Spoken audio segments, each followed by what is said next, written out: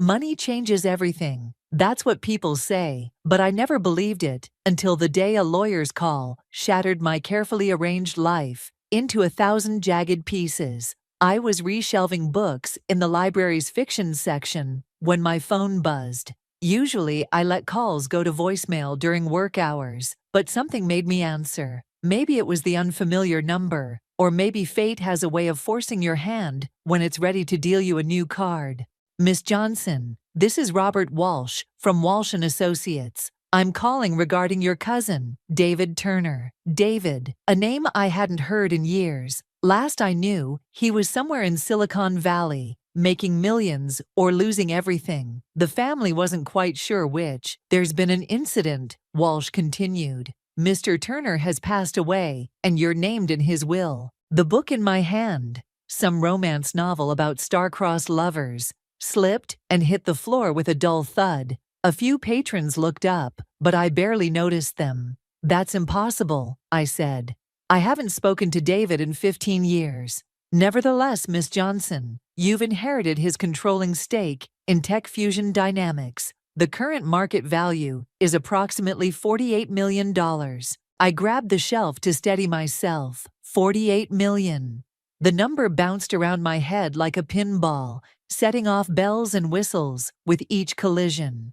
There must be some mistake, I whispered. No mistake. We'll need you to come to our offices to discuss the details. And Miss Johnson, I'd advise discretion until everything is finalized. After hanging up, I stood there, frozen between the shelves that had been my sanctuary for the past 8 years. My phone buzzed again. Lucas, probably wondering about our dinner plans. I let it go to voicemail. Lucas, my boyfriend of 2 years, the man who'd been hinting at marriage, who'd been so patient with my hesitation, my need for independence. What would he say about this? Maeve. Nina's voice startled me. My best friend and fellow librarian appeared at the end of the aisle, her bright purple hair a stark contrast to the muted library surroundings. You okay? You look like you've seen a ghost. Something like that, I managed. Can you cover for me? I need some air. Outside, the city rushed by in its usual frenzy, but everything felt different, like I was watching it all through a warped lens. My cousin was dead. I was rich. The two facts refused to align in my mind. My phone buzzed again. Lucas. Hey, beautiful. His voice warm and familiar. Still on for dinner at my parents' place tonight? Carol and Henry Bennett. My potential future in-laws. They'd never approved of their son dating a librarian, though they hid it behind polite smiles and backhanded compliments. Actually, I'm not feeling well, I lied, surprising myself. I never lied to Lucas. Can we reschedule? Everything okay? Concern colored his voice, but something else too. Disappointment, suspicion, just a headache. I'll call you tomorrow. I ended the call and stared at my reflection in a store window. Same mousy brown hair, same unremarkable face, but something had shifted inside me, like a key turning in a lock I didn't know existed. David was dead, and he'd left me an empire I never asked for. The question was, why? And more importantly, what would it cost me? My phone buzzed one more time. A text from an unknown number. We need to talk about David. Meet me at Riverside Cafe tomorrow at 10. Come alone. CT. The carefully constructed simplicity of my life was unraveling. And I had a feeling this was just the beginning. The Riverside Cafe was exactly the kind of place Lucas would hate. Mismatched furniture, local art on exposed brick walls, and not a designer label in sight. I arrived 15 minutes early, ordered a chai latte, and watched the door like a hawk. At precisely 10, a woman in her 50s walked in. She had David's eyes, that same intense green that seemed to look right through you. She spotted me immediately and made her way over. Catherine Turner, she said, extending her hand. David's wife, though I suppose ex-wife would be more accurate now. My throat went dry. I didn't know David was married. There's a lot you don't know about your cousin. She sat down, declining my offer to get her a drink, including why he left you those shares. Before she could continue, my phone buzzed. Lucas. I silenced it, but Catherine noticed. Someone important. My boyfriend, I said, then added, he doesn't know about the inheritance yet. Catherine's lips tightened. Smart girl, keep it that way, especially if his last name is Bennett. The chai latte nearly spilled as my hand jerked. How did you? Because Carol Bennett has been trying to get her hands on Tech Fusion for years. David blocked her every attempt. She leaned forward. Your boyfriend's mother is a piranha in Chanel Mauve, and you just became her favorite prey. My phone buzzed again. This time, a text. Where are you? Mom and Dad insist on dinner tonight. No excuses. Catherine watched me read it. Let me guess, sudden interest in family dinner. I should tell Lucas the truth, I said, more to convince myself than her. He's different from his parents. Really? Catherine pulled out her phone, showed me a photo. It was Lucas, leaving what looked like an investment firm. This was taken yesterday. He's already meeting with merger specialists. The cafe suddenly felt too warm, too crowded. That doesn't mean. It means exactly what you think it means. Catherine's voice softened. David knew this would happen. That's why he left you specific instructions. She slid an envelope across the table. Inside was a letter in David's familiar scrawl. Dear Maeve, if you're reading this, I'm dead, and the vultures are circling. Whatever you do, don't sign anything. Trust Catherine. She knows the plan. My phone buzzed a third time. Lucas again. Car's picking you up at 7. Wear something nice. Mom's excited to see you. I bet she is, I thought, and felt something shift inside me, that same key turning, but this time unlocking anger instead of confusion. What's the plan? I asked Catherine. First, you're going to that dinner. Wear whatever the hell you want. Let them think you're still the same naive librarian they've been underestimating. She stood up. But before you go, we need to make a quick stop at Walsh & Associates. The lawyer's office? Why? Catherine smiled. And for a moment, I saw what David must have seen in her. Because, dear girl, that's where we keep the sharks. I sent Lucas a quick text, see you at 7, and followed Catherine out. My phone immediately lit up with his response. Perfect. Love you. 3 simple words that used to make my heart flutter. Now they felt like the first lines of a script I hadn't known I was performing in. As we walked to her car, Catherine glanced at me. You know this won't be easy. The Bennetts don't lose gracefully. I thought about all the subtle digs from Carol, the way Henry dismissed my career, how Lucas always seemed to steer our future talks toward his family's interests. 2 years of hints I'd ignored, wrapped in love I'd wanted to believe in. Good, I said, surprising myself with the steel in my voice. Neither do I. Catherine's laugh was sharp and appreciative. You really are David's cousin. She unlocked her car, a modest hybrid, not the luxury vehicle I'd expected. Ready to learn how to fight back, I took one last look at Lucas's text, then turned off my phone. Ready to win. The Bennett mansion loomed before me like a challenge. I smoothed down my simple black dress, definitely not the something nice Lucas had in mind, and pressed the doorbell. Lucas opened the door, his smile faltering slightly at my outfit. You look comfortable. That's the idea. I stepped past him into the marble foyer, where Carol Bennett stood waiting in what probably cost more than my annual salary. Maeve, darling. Her air kiss missed my cheek by inches. We have so much to celebrate. I caught Lucas shifting uncomfortably. Celebrate? Lucas told us everything, Henry called from his study. About your inheritance. Quite the windfall. The betrayal hit like a physical blow. I turned to Lucas, who at least had the decency to look ashamed. Did he now? Come, let's have drinks before dinner. Carol steered me toward the living room. Henry's been dying to discuss some investment opportunities with you. Of course he has. I remembered Catherine's words about sharks and wondered if she could see me now, swimming in deep water. Actually, I said, planting my feet, I'd like to know exactly what Lucas told you. The room went still. Carol's perfectly manicured hand tightened on her martini glass. Just that you've come into some tech shares. Nothing specific, of course. 48 million in Tech Fusion Dynamics. Henry said, emerging from his study. That's quite specific, isn't it? Lucas stepped forward. Maeve, I only mentioned it because… Because what? The words came out sharp enough to make him flinch. Because you couldn't wait to tell them about my private business. Or because you've already planned how to spend it. Carol's smile turned brittle. Now, dear, you're being dramatic. We're practically family. Lucas was going to propose next month, weren't you, darling? My laugh surprised even me. Was he? Before or after the merger specialists? The glass in Carol's hand actually cracked. Lucas went pale. How did you… know? I pulled out my phone, showed them Catherine's photo. Funny thing about family secrets, they have a way of coming out. Henry's face darkened. Catherine Turner has no right to warn me, unlike my boyfriend, who apparently reports everything to mommy and daddy. That's not fair, Lucas protested. I love you. This could be good for all of us. All of us.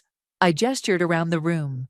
Or all of you. Carol set down her broken glass. Perhaps we should discuss this after dinner. The chef prepared your favorite, Lucas mentioned. Stop. My voice cut through her practiced smoothness. Just stop pretending. I've seen the merger proposals. I know about the failed takeover attempts when David was alive. Henry stepped forward, all pretense gone. That company should have been ours years ago. Your cousin was an obstacle.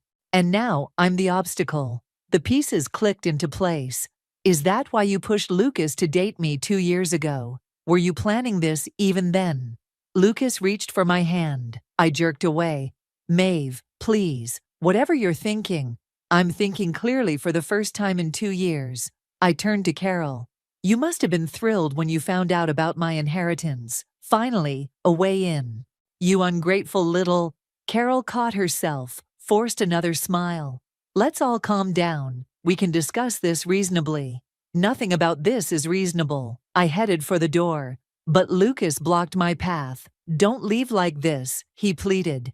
We can work it out. I do love you. I looked into his eyes. Eyes I'd trusted. Eyes that had lied. No, you love what I represent. There's a difference. If you walk out that door, Henry called after me, you'll regret it. I paused at the threshold, turned back one last time. No, I'll regret the 2 years I spent thinking I belonged here. But that stops now. The door slammed behind me with satisfying force. In my purse, my phone buzzed with a text from Catherine. How'd it go? I typed back. They showed their teeth. Your turn. Her response came instantly. Perfect. Meet me at Walsh's office tomorrow. Time to show them ours. The night air felt clean after the mansion's suffocating atmosphere. I walked to my car, leaving behind the fantasy of belonging to their world. They wanted a game. Fine. But they'd forgotten something important. I had David's blood in my veins, and now I had nothing left to lose.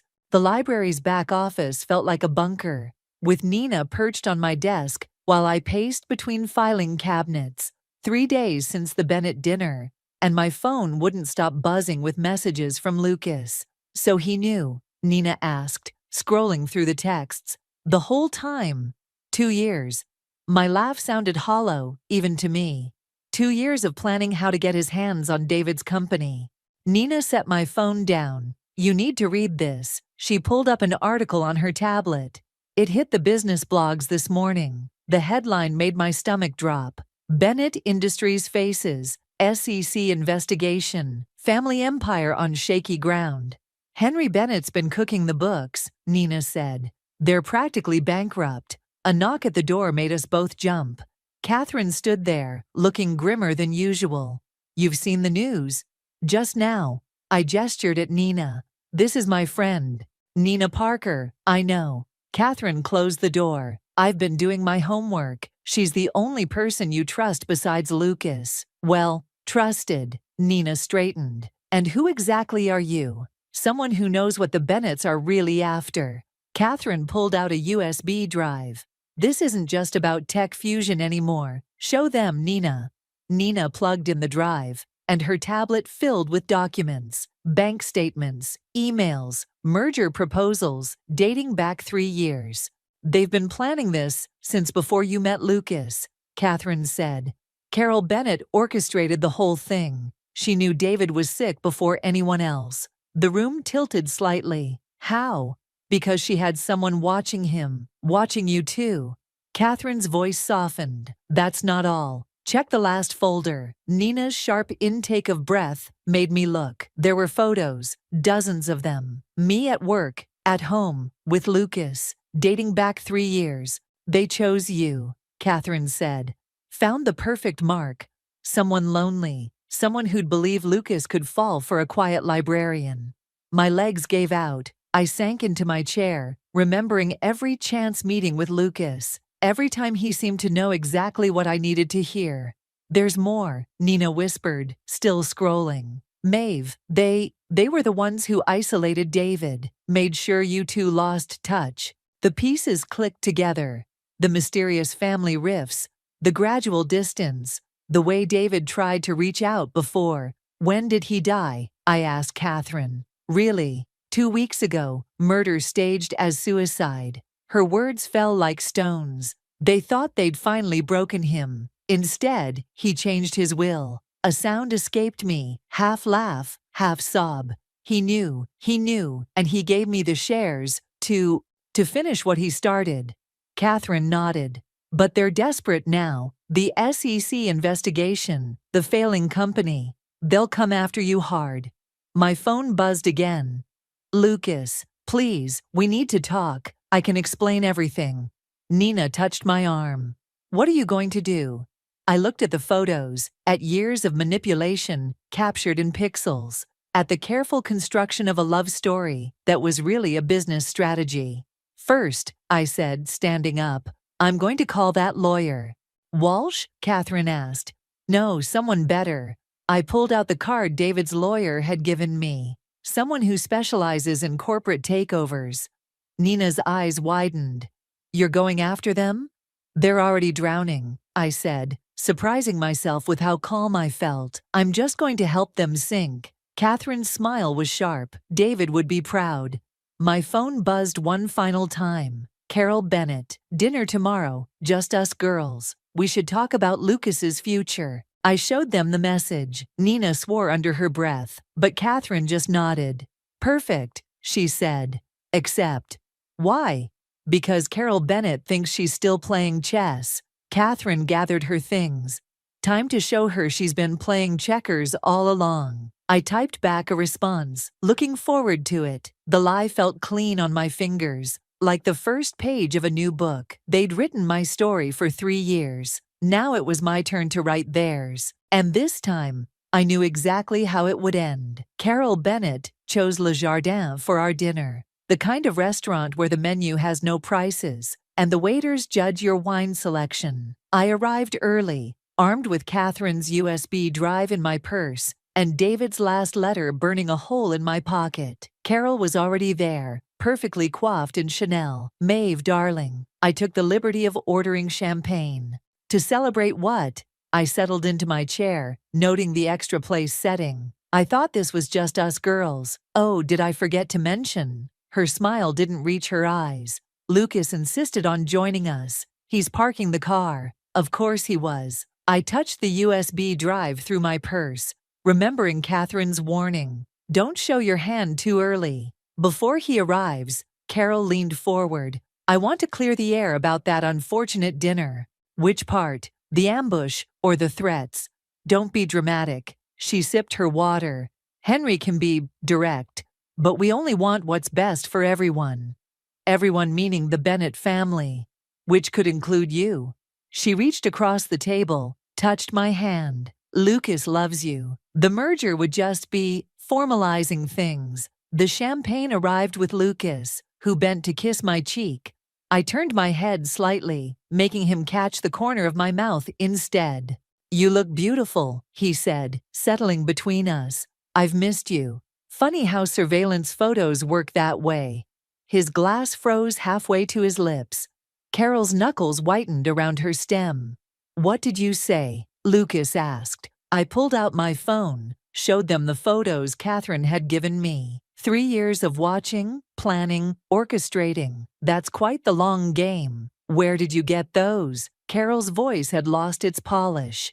The same place I got these. I placed David's letter on the table. He wrote this the day before he died, or should I say, the day before you had him killed. Lucas went pale. Maeve, whatever you think, I don't think, I know. I pulled out the USB drive. Every email, every transaction, every piece of evidence showing how you systematically destroyed David's life while setting up mine. Carol's mask cracked. You stupid girl, you have no idea what you're dealing with. Actually, I do. I stood up, gathering my things. The SEC investigation, that was just the beginning. The real documents hit the press tomorrow morning. Lucas grabbed my arm. Wait, don't touch me. I jerked away. You know what the funny thing is? Somewhere along the way, I think you actually started to care, but not enough to stop, right? I did care, I do. His voice cracked. It wasn't supposed to go this far. David wasn't supposed to… To what? Fight back? Leave me his shares? I laughed, and it sounded like breaking glass. He knew what you were. All of you. That's why he made sure I'd have the power to finish what he started. Carol stood, her composure finally shattering. If you think you can threaten us… I'm not threatening anything, I'm promising. I met her gaze steadily. By this time tomorrow, Bennett Industries will be under federal investigation. Your reputation, your social standing, everything you value, gone. You wouldn't dare. Watch me. I turned to leave, then paused. Oh, and Lucas, those merger papers you were hoping I'd sign, I already did, with your biggest competitor. The champagne bottle crashed to the floor as Carol lunged for her phone. Lucas just sat there, staring at nothing. Outside, Catherine was waiting in her car. How'd it go? Exactly as planned. My hands were shaking now, the adrenaline fading. Did you send the files? 10 minutes ago. It'll hit the morning news cycle. She studied my face. You okay?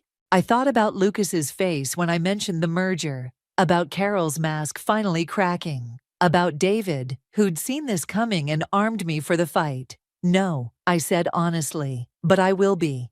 Catherine started the car. Where to? I touched the letter in my pocket, David's last gift. His final move in a game I was only beginning to understand. The lawyer's office, I said. We're not done yet.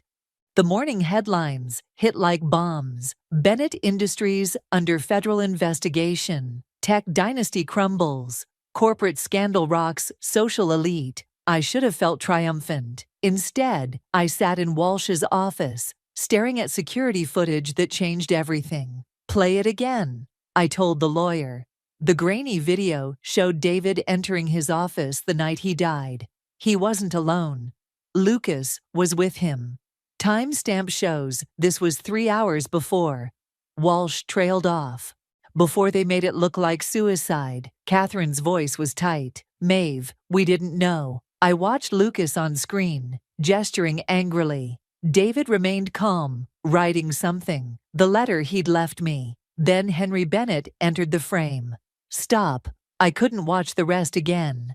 Why didn't this come out during the investigation? Because I buried it. Henry Bennett's voice made us all jump. He stood in the doorway, looking older than I'd ever seen him. May I come in?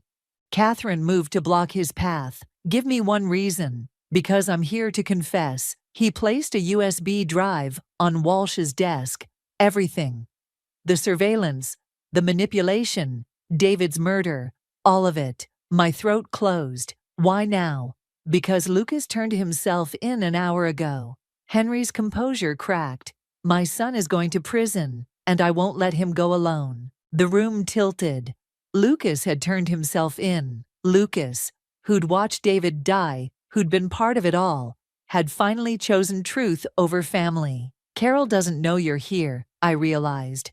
Carol is boarding a private jet to a non-extradition country. His laugh was hollow. She always had an escape plan. I chose to face the consequences. My revenge fantasy was crumbling. I'd wanted them to suffer, to feel as betrayed as I did. But watching Henry Bennett surrender his freedom to stand with his son felt like a punch to the gut. The letter, I said suddenly. The one David wrote that night. What did it say? Henry pulled out a folded paper, the real letter, not the copy I had.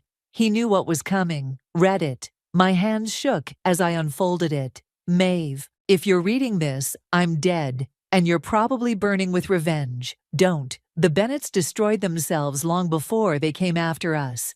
The shares I left you aren't meant as a weapon. They're a chance to build something better. Lucas knows this. Despite everything, he might be the only one who can help you do it. Love, David. He knew, I whispered. He knew Lucas would choose differently, in the end. My son loved you, Henry said quietly. That wasn't part of the plan. It's why he couldn't go through with the final merger, why he fought with Carol, why he's confessing now. Catherine touched my arm.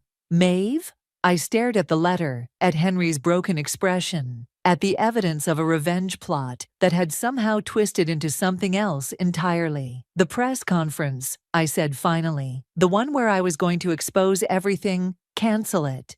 What? Catherine straightened. After everything they did? David was right. This isn't about destroying them anymore. I faced Henry. You and Lucas will face justice through the courts, but Tech Fusion, we're going to rebuild it. Make it what David always wanted. We? Henry asked. Lucas will serve his time, but when he's out, I swallowed hard. David trusted him for a reason. Maybe it's time I figured out why. Walsh cleared his throat. The press is waiting downstairs. What should I tell them? I looked at the security footage, frozen on David's face, at Henry, choosing accountability over escape, at the letter that had changed everything. Tell them. I took a deep breath. Tell them this is a story about redemption, not revenge. My phone buzzed. Nina, probably wondering why I wasn't destroying the Bennetts as planned. But David's words echoed in my head. A chance to build something better. The hard part wouldn't be forgiving Lucas. The hard part would be forgiving myself for wanting to become exactly what I'd hated about them. Ready?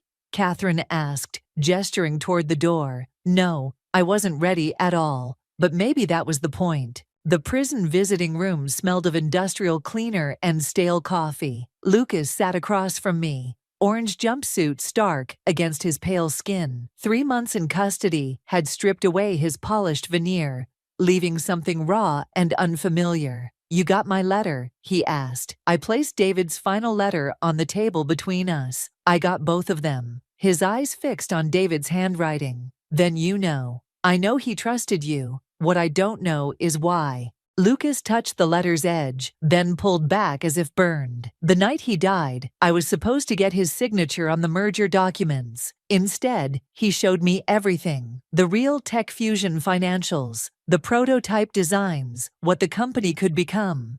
And that changed your mind? No. His laugh was bitter. What changed my mind was watching my mother order his death like she was ordering dinner. A guard shifted nearby, reminding us we weren't alone. I lowered my voice. Why didn't you stop it? Because I was a coward. He met my eyes for the first time. But David knew that too. He knew I'd eventually choose differently. How could he possibly? Because of you? Lucas pushed David's letter toward me. He saw how I changed around you. Not just pretending, but actually changing. That's why he left you the shares. Not to destroy us, but to finish what he started. My throat tightened. The hidden clause in the charter. Article 7.3. Lucas nodded. If the shares are held by a direct descendant of the Turner family, they can't be diluted or transferred without unanimous board approval. Which means my mother's plan was doomed from the start. David made sure of that. The door opened, and Catherine walked in, carrying a thick folder. Sorry I'm late. Traffic was... She stopped, seeing Lucas. Oh. It's okay, I said. He needs to hear this too. Catherine sat beside me, spreading documents across the table. Carol's been found. Singapore authorities picked her up an hour ago. Lucas closed his eyes briefly. Good. There's more. Catherine pulled out a final document. We found David's original business plan. The one he wrote before the Bennetts got involved. My hands shook as I read it. A technology education initiative.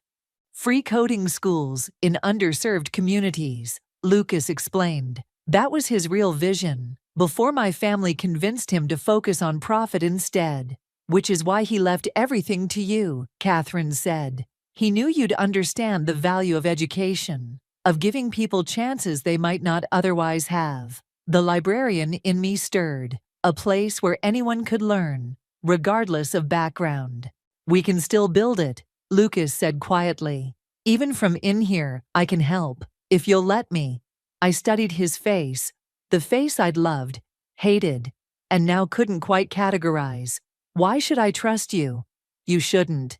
He pushed away from the table. Trust David instead. He saw something in both of us, something worth saving. Catherine touched my arm. Maeve? I looked at the scattered documents, David's vision, Lucas's confession, the future waiting to be built from the ashes of revenge. Article 7.3 stays in place. The shares remain protected. Of course, Lucas agreed.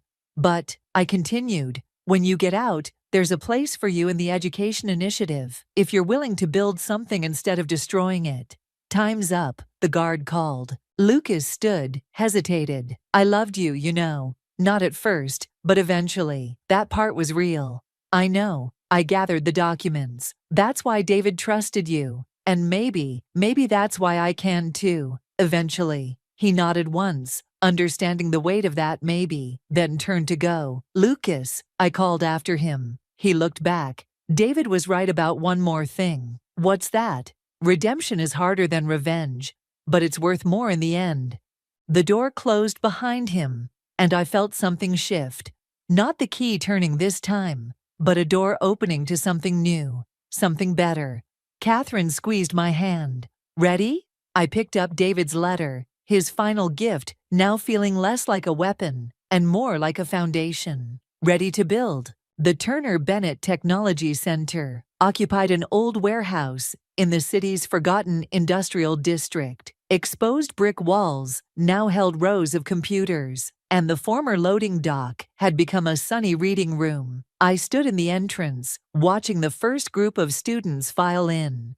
Teenagers mostly, carrying worn backpacks and uncertain dreams. Nina appeared beside me, her purple hair now streaked with silver. They looked terrified. They look like me, I said. Before all this, the center had taken 18 months to build, each day a step away from revenge and towards something else, something David had seen coming all along.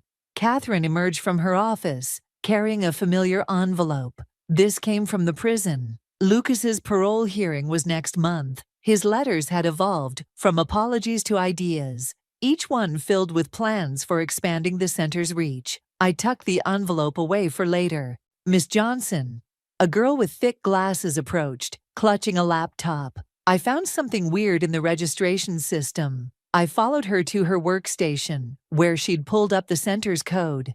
There, buried in the programming, was a message I'd never seen. For Maeve, who learned that the best revenge is proving them wrong. Love, David. My throat tightened. Even now, he was leaving breadcrumbs, hidden messages in the foundation he'd helped me build. It's not a bug, I told the girl. It's a feature. Want to learn how he did it? Her eyes lit up. We spent the next hour dissecting David's code, other students gradually gathering around to watch. This was what he'd wanted all along. Knowledge freely given, barriers broken down. The door chimed, and Henry Bennett walked in. He'd aged decades in prison, but his eyes were clearer now. Just wanted to see it, he said quietly. Before I leave town. I nodded toward the students. Want a tour? He followed me through the facility, past coding classes and art workshops, study spaces and collaboration rooms. In each one, people from different worlds worked together, learning, creating. Carol called, he said finally, from Singapore. I stiffened. And? She wanted to invest. I told her no. He smiled slightly. Some things shouldn't be about profit. In my office, David's letter sat framed on the wall, next to the article announcing Carol's arrest. Redemption and justice, side by side. Lucas would be proud, Henry said, then caught himself. Sorry, I shouldn't. It's okay. I touched the envelope in my pocket. He'll see it soon enough. Nina poked her head in.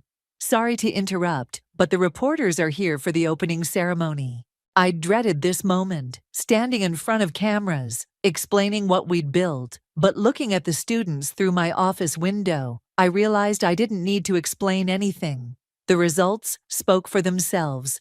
Coming, I told Nina, then turned to Henry. Will you stay? He shook his head. This is your moment. Besides, he gestured to the security camera in the corner. I think I've been on enough surveillance footage for one lifetime. I watched him leave, then joined Nina by the podium. The reporters waited with their cameras, ready to document the rise of the Turner Bennett Technology Center. Though most had missed the real story, this wasn't about revenge or redemption anymore. It was about choice. The choice to build instead of destroy, to teach instead of manipulate, to find strength in vulnerability rather than power. Ready? Nina squeezed my hand. I looked at our students, each carrying their own stories of struggle and hope. At Catherine, who'd helped me navigate between justice and vengeance. At the empty seat I'd saved, just in case Lucas earned his way back. Actually, I said, stepping away from the podium, I think we should let them tell the story. I beckoned to the girl who'd found David's message. She approached nervously, then began to speak about discovering hidden code and learning to create something new. In her voice, I heard the future David had imagined. Not a revenge story, but a beginning. And maybe that had been the point all along.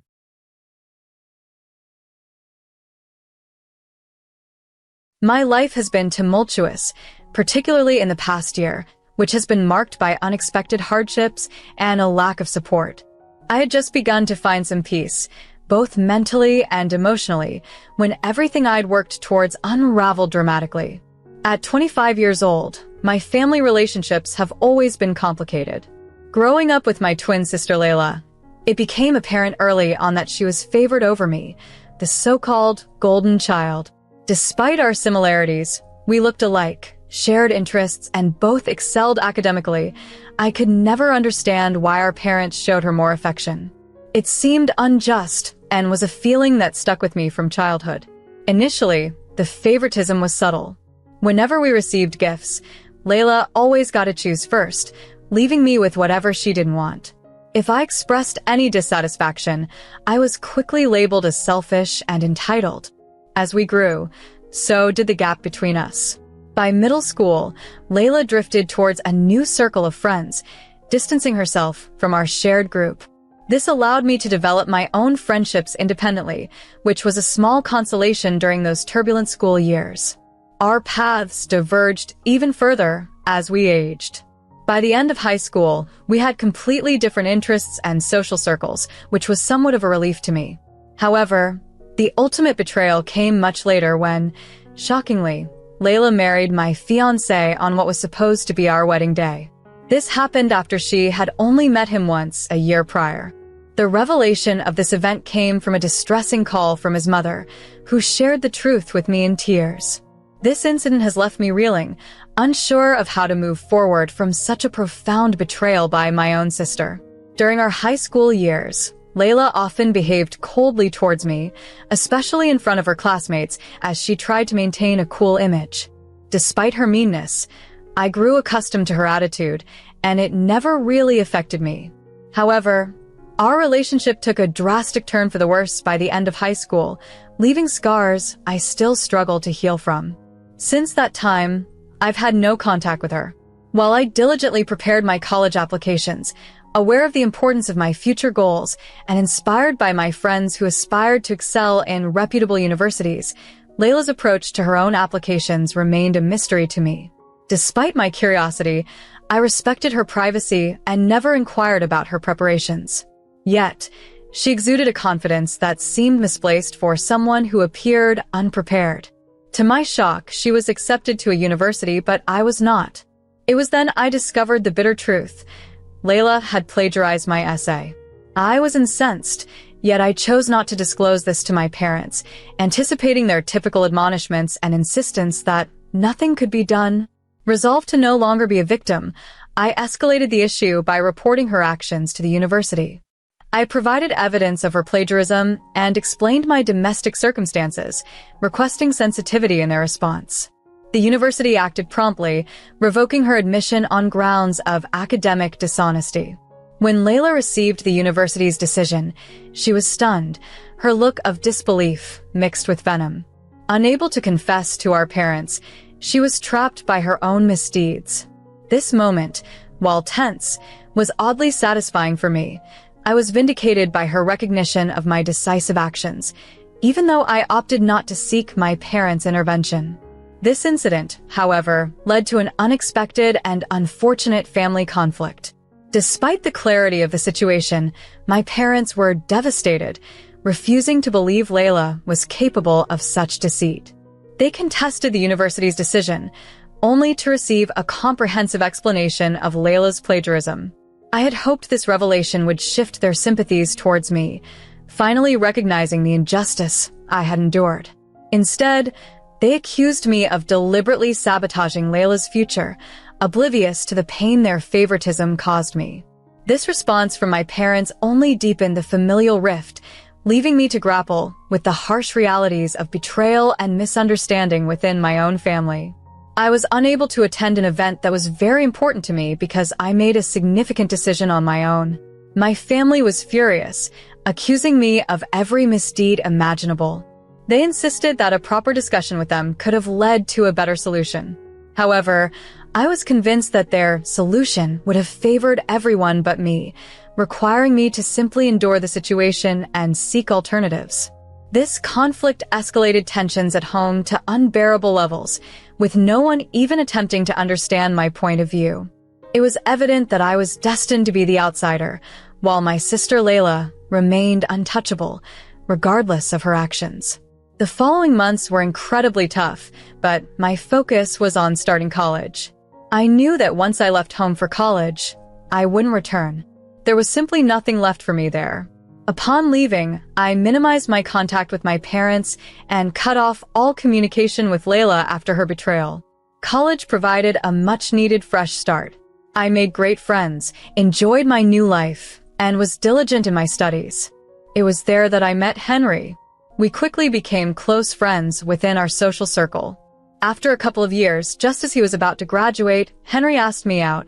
His confession that he had harbored feelings for me for a long time touched me, and I eagerly accepted his proposal, excited to take our friendship to the next level. Our relationship flourished because of our deep-rooted friendship. We shared comfort, honesty, and genuine understanding, which made everything feel natural. I also confided in him about my strained family dynamics. I explained my minimal contact with my parents and my decision to never speak to my sister again, asking him to respect my stance. He found it hard to believe that family relationships could reach such a point. His family was the embodiment of harmony, quite the contrast to what I had known. He grew up in a home where love was abundant, being the eldest of 4 siblings, all supportive and closely bonded. My own family history was a stark opposite, something he struggled to understand. Despite this, I admired and even found joy in the warm dynamic of his family. It was a world I had never been part of, and admittedly, it sparked a hint of envy in me. I made it clear to him that reconciling with my own family was not an option, explaining that the concept of a dysfunctional family was foreign to him. He seemed to accept this, which helped build my trust in him. When I was 27, after nearly 4 years of dating, Henry proposed, and without hesitation, I accepted. His family had welcomed me with open arms early in our relationship, making me feel as though I had gained a family. His 2 sisters and brother also embraced me warmly, allowing me to forge individual bonds with each of them. I felt truly integrated into his family, even before we married. With marriage on the horizon, I was elated about the future we were building together. The year leading up to our planned wedding was filled with preparations for the ceremony and honeymoon, which, while exciting, also brought stress and highlighted our differences. We faced these challenges together, determined to overcome them. However, as we finalized the wedding guest list, tensions arose. I envisioned a small, intimate ceremony, whereas he wanted to include many relatives and friends. I had no family I wished to invite, preferring the presence of my friends alone. Initially, he seemed to agree to my wishes, but I sensed his reluctance. I confronted him about his hesitation, seeking to understand his perspective while making my own feelings clear. This discussion was crucial as it tested our ability to communicate and resolve conflicts, an essential foundation for our future together. A while back, I faced a dilemma when my partner insisted that my family must be invited to our wedding. Despite his understanding of my estranged relationship with them, he felt that their absence would reflect poorly on us, especially in the eyes of his conservative family, who valued family ties above all. Initially, he seemed supportive, but his insistence was more about maintaining appearances than my well-being. When he first brought it up, I was stunned. I had been clear from the start that my family and I were not in contact. They didn't even know I was engaged. I believed that a wedding only needed the bride and groom, not an entire family assembly. However, he persisted, suggesting that even if we had unresolved issues, they could be temporarily set aside for the sake of the wedding day. He argued that this was not about rekindling a relationship, but merely about extending an invitation. Reluctantly, I tried to explain that inviting them would imply a desire to mend fences, something I was not ready to do. At that point, I should have recognized our fundamental differences and walked away, but love blinded me. We quarreled frequently, and communication nearly broke down, yet somewhere deep inside, I hoped we could find a middle ground. After much discussion, he revealed the real reason behind his insistence. He feared his family would judge him for marrying someone who seemingly had a poor relationship with her own family. Although his parents and siblings were aware of my strained family ties, he worried about the broader family's perception. Initially, his concerns seemed considerate, but over time, I saw the flaws in his reasoning. It became clear that the facade for his family mattered more to him than the emotional impact on me. Despite this realization, I eventually agreed to a compromise where I would only call my parents, setting clear boundaries that this was as far as I would go. I explained to him that while I was willing to invite them to the event, there were specific restrictions. No additional family members, especially not Layla, would be present. This meant no father-daughter dance and no speeches from my side of the family. These were the only terms under which I would extend an invitation, and he needed to respect that halfway point.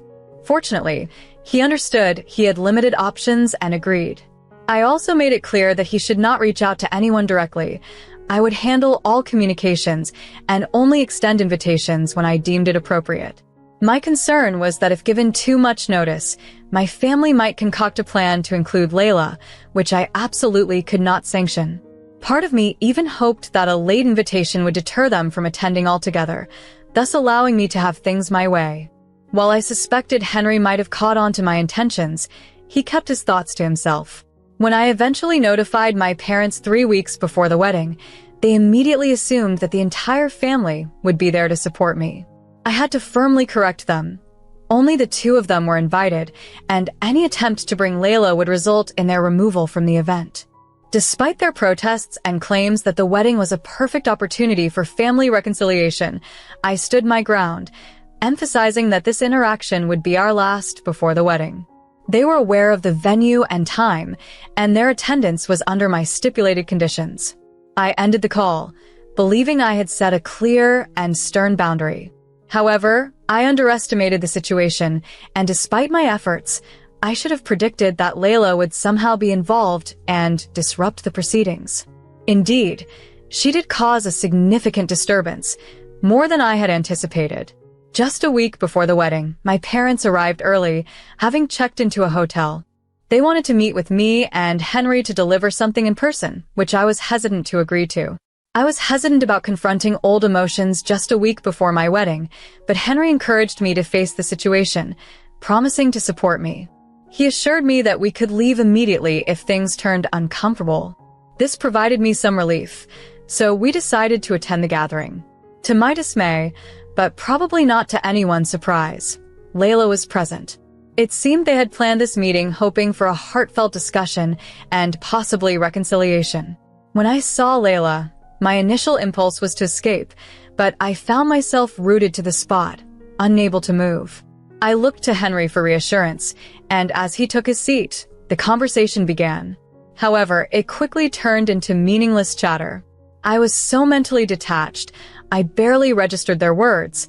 It felt like an ambush. After a few minutes, reality snapped back.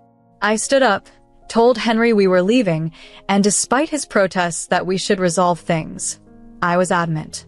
I left him there, choosing to check into a hotel. I sent him a text to inform him of my location and that I would reach out when I felt ready. Then I turned off my phone.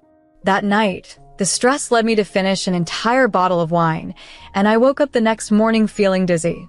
When I turned on my phone, I was shocked to find no messages from Henry. It was uncharacteristic of him, as he usually liked to address issues immediately. I waited anxiously, but still nothing. When I tried calling him that night, it went straight to voicemail. It was as if he had disappeared a week before our planned wedding. In the following 7 days, which I find hard to discuss, it became clear that the wedding would not happen. Henry remained unreachable and wasn't communicating with his family either. With no sign of him, I had to call the caterers and cancel the wedding. On what would have been our wedding day, I blocked him and moved in with a friend to sort things out. 3 months later, I was still processing everything that had happened. I was utterly shocked when I discovered that the man I was supposed to marry had instead wed my sister, Layla, on our intended wedding day. The news hit me like a scene from a nightmare, bewildering and deeply painful. The fact that he had only met Layla a week prior made the situation even more incomprehensible and devastating for me. I plunged into one of the darkest periods of my life, feeling defeated and broken. I had to start rebuilding my emotional strength from the ground up, trying my hardest not to keep tabs on them. I was finally starting to feel better when Henry's mother, Madison, called me out of the blue. She tearfully begged for a meeting, claiming it was urgent. Despite my reluctance, her desperate plea made me reconsider. Perhaps this could provide the closure I needed. However, I was also fearful that this could undo all the emotional progress I had made. Eventually, I decided to meet her, driven by the comments and support I received. The meeting was both therapeutic and heart-wrenching, revealing the full extent of the deception that had led to the wedding disaster. After I had angrily left the initial wedding plans, my parents and Layla had concocted a false narrative about my past and convinced Henry of my alleged faults, leading him to doubt my intentions. In his confusion and desperation, Henry was misled by my parents' advice to marry Layla as a stopgap solution to avoid family embarrassment, with plans to annul the marriage later. Madison confessed that the whole family had opposed this hasty decision, advising him to simply cancel the wedding instead. Unfortunately, Henry ignored their pleas and proceeded with the disastrous plan. Now, understanding the full story, I felt a mixture of vindication and sorrow for everything that had transpired. It was a mess, a painful, complicated mess that left deep emotional scars, yet also offered a path towards healing and moving forward. Henry had always feared the embarrassment of being jilted at the altar, which is why he never confronted the situation with Layla, who has since refused to grant him a divorce. She's been prolonging their failed marriage, threatening hefty alimony demands if he ever pushed for separation. It's been a complete disaster, and Henry felt trapped with no way out. However, a revelation came when Layla, under the influence, confessed the entire scheme to Henry a few days ago. She admitted to deceiving him and disclosed that she had stolen an essay from me, thereby basing their relationship on falsehoods. Since then, Henry has been in a deep depression, avoiding home, ignoring Layla's calls, and isolating himself from everyone else. Only recently did our mutual friend Madison manage to reach him. Heartbroken, he confided in her about his monumental regret and his desire to apologize to me, admitting he had made a grave error. When Madison relayed this to me, hoping to mediate a reconciliation, I was unequivocal in my response. I told her firmly that there was no us to discuss between Henry and me. I expressed that he was living in a fantasy if he believed there was anything left to salvage. Resolute, I made it clear that I was not interested in reopening old wounds or intervening in his marital troubles, despite Madison's emotional pleas. In the days following, Madison continued to reach out, urging me to at least speak with Henry once more before making a final decision. I told her I would consider it, but my heart was not in it. I've moved past that chapter of my life, and revisiting it seemed unnecessarily painful. Eventually, I chose to prioritize my mental well-being over a confrontation that held little promise of closure. I ultimately decided not to meet with Henry, explaining to Madison that he had made his choices when he decided to trust strangers over someone he knew well, and that his current support system was more than I had when I was at my lowest. I ended our conversation without waiting for her response and blocked her to avoid any further guilt-tripping. It was a harsh decision, but necessary to maintain my peace and keep distance from a past that only promised turmoil. I can't deny that it feels like karma is finally catching up to him. When I was utterly alone, I had to gather up my broken pieces without any help. It seems only right that he should experience this too. I hope they don't try to contact me again, but I suspect they might. Regardless, I'm certain that I won't be responding to any messages from them. Whether he decides to stay in his marriage or proceed with a divorce is a Henry strictly between him and his wife. I've lost all affection for them both. This marks the end for me, and I believe I have finally found some closure. Seeing the extent of his devastation has, in a way, given me peace. At least now I can sleep a little better, knowing he understands the consequences of his actions and what he's lost, simply because he couldn't handle being the subject of gossip for a while. This is the price of foolishness, I suppose.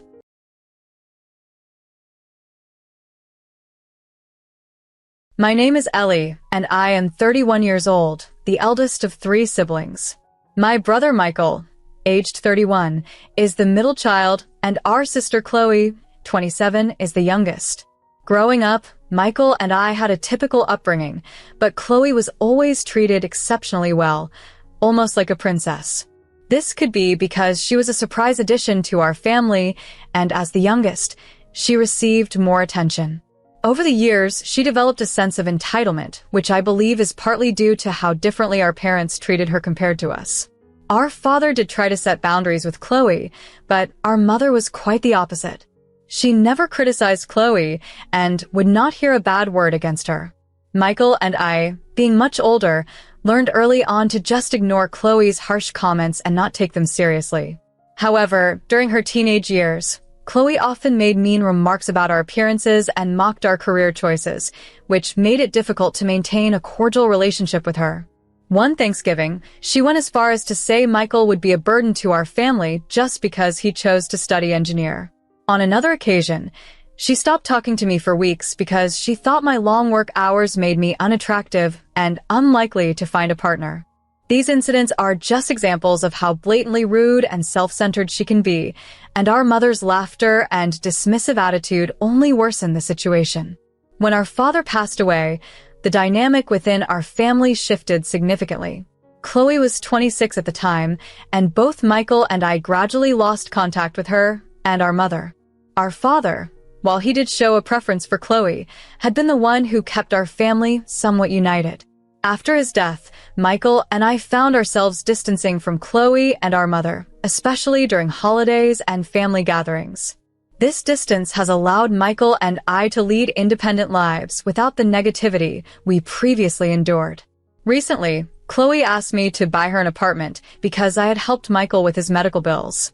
When I refused, it upset our mother to the point where she considered cutting ties with me.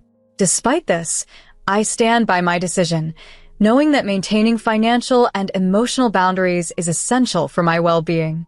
In my family, it feels like Michael and I are on one side and my mother and Chloe are on the other, with a distinct separation between us. I actually prefer it this way. The dynamics among us have always been a bit divided, so I don't believe any of us should hold expectations of the others. Recently, I discovered their circumstances might be more complicated than I thought. A few weeks back, Michael needed help with his medical bills after he fractured his ankle. His insurance covered only the hospital stay, so I stepped in to cover his medication, physical therapy, and a full-time nurse since he's living alone. At the time, Michael was unemployed, having left his cafe job to start as copy editor. Given my position as a vice president finance and our stable financial situation, assisting him wasn't a burden for me. However, when my mother and Chloe learned about this, they mistakenly assumed that I would now be open to financing whatever they wanted. This misconception led to the current tension because I refused to help Chloe with purchasing her first apartment. Just 3 days ago, Chloe called me at work, excited about a penthouse she wanted to buy. At 27, she felt embarrassed still living with our mother and was desperate to move out. She could only afford half the price and expected me to pay the rest, especially after I had helped Michael. It was odd considering that over the past 8 years, Chloe and I have barely spoken. Our interactions were mostly out of obligation, and she often struggled to be cordial. Yet now, she expected me to finance her lavish first apartment. Chloe is a product designer, formal education, or a degree in the field. She occasionally makes posters for our father's business, which he doesn't use, and claims to work with exclusive clients who are mostly just family members pushed her way by my mother to keep her busy. Given this background, it's clear to me that Chloe's graphic design work is more of a hobby than a professional career. Despite her insistence, I stood firm in my decision not to finance her apartment. At 27, it's reasonable to expect her to secure a real job and save up for her own expenses. She argued against this, but I believe it's important for her to take responsibility for her own financial independence. I assisted Michael with his medical expenses, despite the fact that he could afford them himself, and I knew no one else was stepping up to help Chloe. As the eldest sister, I felt it was somewhat my responsibility to look out for her. However, the circumstances with Michael were different. I supported him because he was temporarily out of work and we have a strong, reciprocal relationship. That wasn't the case with Chloe, and I felt no obligation to assist her financially. I didn't share these thoughts openly. Instead, I simply refused her request and ended the conversation. Chloe tried to reach out several more times that day, but I chose not to respond. Later that evening, my mother called, visibly upset. She wasn't pleased with my decision to refuse Chloe, and I was prepared for the confrontation. She began by expressing her disappointment at what she perceived as my favoritism. She explained that Chloe had finally found an apartment she liked after a lengthy search and had initially asked our uncle for help. Our uncle, now heading the family business after my father's passing, was not involved in this situation. Chloe had never been keen on joining the family business, a sentiment shared by Michael and me, which is why I had chosen a different career path. My father's shares in the business had been transferred to my mother, providing her with a comfortable life, yet she struggled to save due to Chloe's extravagant lifestyle. My mother hoped that if I helped with the apartment now, it would ease her financial burden in the future. I found it difficult to mask my frustration during the conversation. I suggested that Chloe should secure a stable job to afford the lifestyle she desired or continue living with our mother. This angered my mother further. She accused me of ingratitude and reminded me of the sacrifices they made for me, implying I owed it to them to support my siblings. I couldn't agree with her reasoning and firmly stated my decision was final. As I was about to end the call, my mother warned that if I maintained my stance, she would have no choice but to sever ties with me. In recent years, I had come to terms with the distance that had grown between my mother and me. When she threatened to cut off all contact, it didn't strike me as significant as perhaps she intended, given how estranged we had already become over the last 6 years. This decision of hers was more of an irritation than a shock. I explained to her that after our father's passing, my brother Michael and I had accepted that our family dynamics were bound to change. I also pointed out the hypocrisy in her criticizing me for favoritism when she had clearly shown preferences herself. I was honest about my feelings, admitting that I wasn't going to apologize for my actions or the decisions I made concerning my siblings.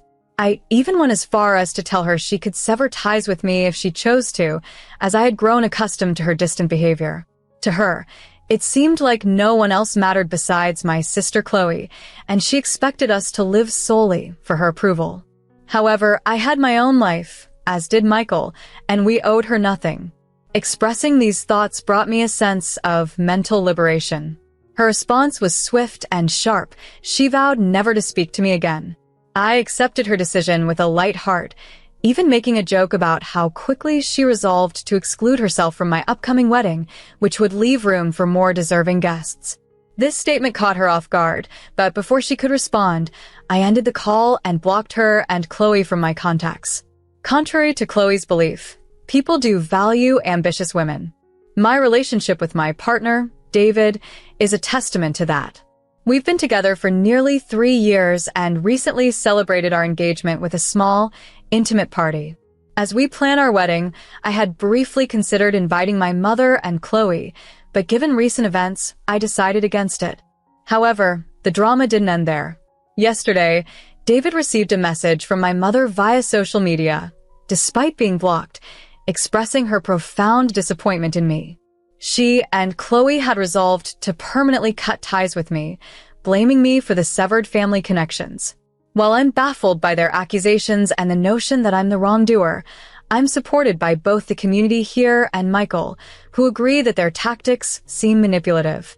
David also observed that their reactions seemed genuine, which only complicates my feelings about the whole situation. I appreciate the support from all of you here, and while it's comforting to know I'm not alone in this, it's still a tough pill to swallow knowing that family ties have frayed to such an extent. He hadn't explicitly said that I was at fault and needed to apologize, but it was clear he thought the situation was a disaster. He tried his best to support me without upsetting my mother and Chloe.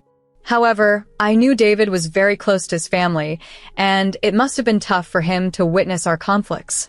Previously, whenever he met my mother and Chloe, they had always behaved impeccably, so he might not have fully grasped the tension between us. I asked Michael to fill him in on the details, and David's perspective shifted dramatically. He admitted that his own parents had never behaved in such a manner and confessed that if they had, he would have distanced himself from them immediately. With the matter settled, we decided to block both my mother and Chloe. It felt liberating to sever these ties after years of upholding a facade of unity. For as long as I can remember, my mother had shown a clear preference for Chloe over Michael and me. Now, we were choosing our peace of mind over familial obligations. I'm grateful for this confrontation. It was necessary. Without it, we might have continued living a lie just to please others. A week after cutting off contact with them, we hadn't heard anything from my mother or Chloe. However, this morning, our uncle reached out with surprising news. He informed us that my mother intended to transfer half of her business shares to Chloe. He was concise, but expressed his disapproval, labeling it a bad decision due to Chloe's lack of competence. He urged us to persuade our mother to reconsider, especially since she also wanted to grant Chloe voting power in the company. This would place Chloe in a significant position of control, which our uncle found concerning. Although he was hesitant to confront our mother himself due to her firm stance on the issue, he had stayed silent until now. Despite being a shareholder with voting rights, our mother had typically abstained from using them. Now faced with our uncle's concerns and the potential repercussions of our mother's decision, we needed to decide how to approach this new family dilemma. Initially, she had trusted our uncle's judgments, believing they would serve the family business well. However, she soon began to assert her own conditions, challenging our uncle's reluctance to grant Chloe any significant role within the company. He was convinced Chloe lacked the necessary business acumen, fearing her involvement would lead to poor decisions. Given the circumstances, he approached us for support, a move I understood completely. I, too, would hesitate to give Chloe substantial influence over the company. After deliberating with Michael, we resolved that we couldn't stand by and let this unfold. We decided to confront our mother directly, driven by our uncle's evident desperation.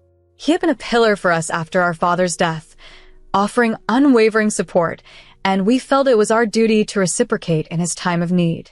Despite our previous vow to cease communication with our mother, we went to her home.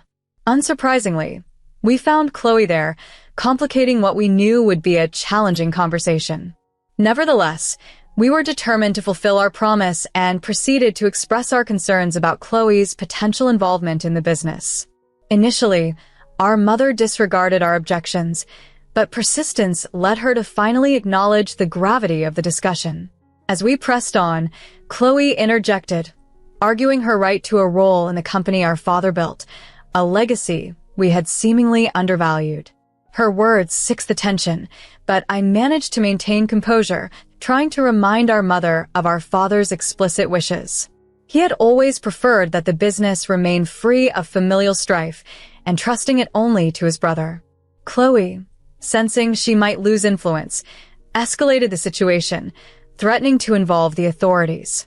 Michael intervened, and I continued to reason with our mother, hoping to remind her of the harmony our father cherished. I reiterated that our father had consistently expressed his desire to keep us out of the business to preserve its integrity and avoid legal battles. Respecting his wishes, I had left to forge my own path, unwilling to tarnish his legacy with family disputes. This confrontation was about honoring those intentions, not merely settling scores or asserting dominance.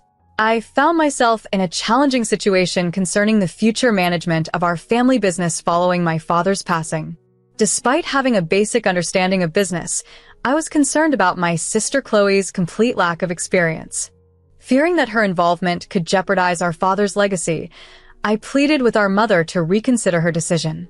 I stressed the importance of honoring our father's last wishes without letting our personal differences get in the way.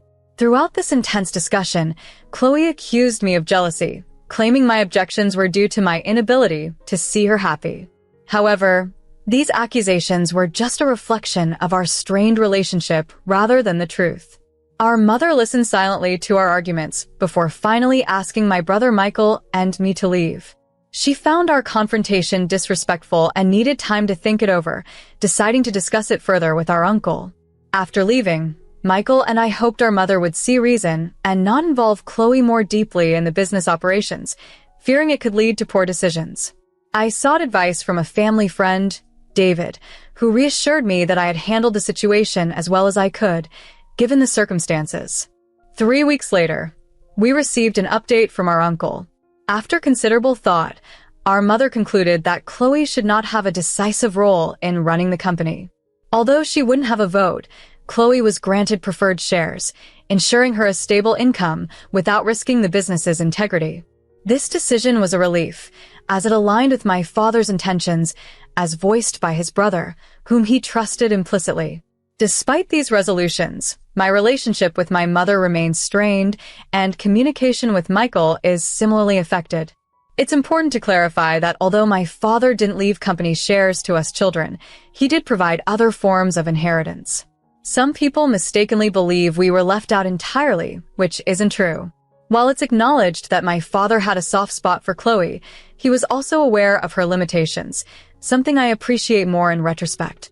I choose to remember my father fondly and refrain from speaking negatively about him, focusing instead on the positive memories and his lasting influence on our lives. He's not the person you might think, so you can stop worrying about how I might be putting my father on a pedestal. I'm not. It's been several months since we've had any interaction with my mother and Chloe, and honestly, we couldn't be happier. The negativity they brought into our lives seems to have dissolved completely, and we're all feeling much more content. In fact, my joy is through the roof as I'm getting married in just a week. We sent out the wedding invitations a month ago, and it's clear that neither Chloe nor my mother was included on the guest list. I didn't expect them to mind their exclusion, but I heard from family members that the news drove them to a frenzy. They even tried to convince others to boycott my wedding. However, their efforts were mostly ignored. It's puzzling that they thought they could sway the family, especially when they have no real influence over anyone, least of all me. Their reaction was almost laughable and only highlighted why it was best they remained distant from our lives. Meanwhile, my mother decided to rent out our old house and move into a luxurious penthouse that Chloe had always talked about. This move also allowed Chloe to continue living with her, claiming it was a significant sacrifice to support her mother. She positioned herself as the self-sacrificing heroine, while my mother played the role of the grateful, dependent. They might have missed their calling as actresses and storytellers. On another note, Michael's magazine is thriving, and I'm optimistic about its continued success. As for me, I'm marrying the love of my life while enjoying a thriving career. It seems all of Chloe's predictions about my life were off the mark. The joke's on her. This update comes just after my wedding, which was this past Saturday. Today is Tuesday, and I've been happily busy post-celebration if you catch my drift. I just wanted to share that the wedding was a dream come true. Unfortunately, one uncle fell ill last minute and couldn't make it, but everyone else did, everyone except my sister and mother. Their attempt to undermine the celebration was futile, as the guests who attended didn't engage in their theatrics. It was just a beautiful, normal wedding. While part of me wishes I could have seen the look on their faces when their plans fell apart, life doesn't always give you everything.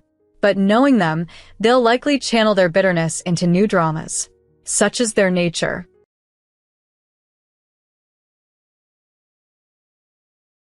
About 2 weeks ago, I learned from my father's relatives that his health was deteriorating, so I decided to stay with him for a while. My parents had divorced, and I lived with my mom, visiting dad on weekends and holidays. We shared a deep bond, and I felt his absence more after the separation. When I heard about his illness, it seemed like a chance to support him as he had always supported me. Unfortunately, my time with him was cut short. About a week after I arrived, he passed away from a heart attack. As his only child, I handled the funeral arrangements.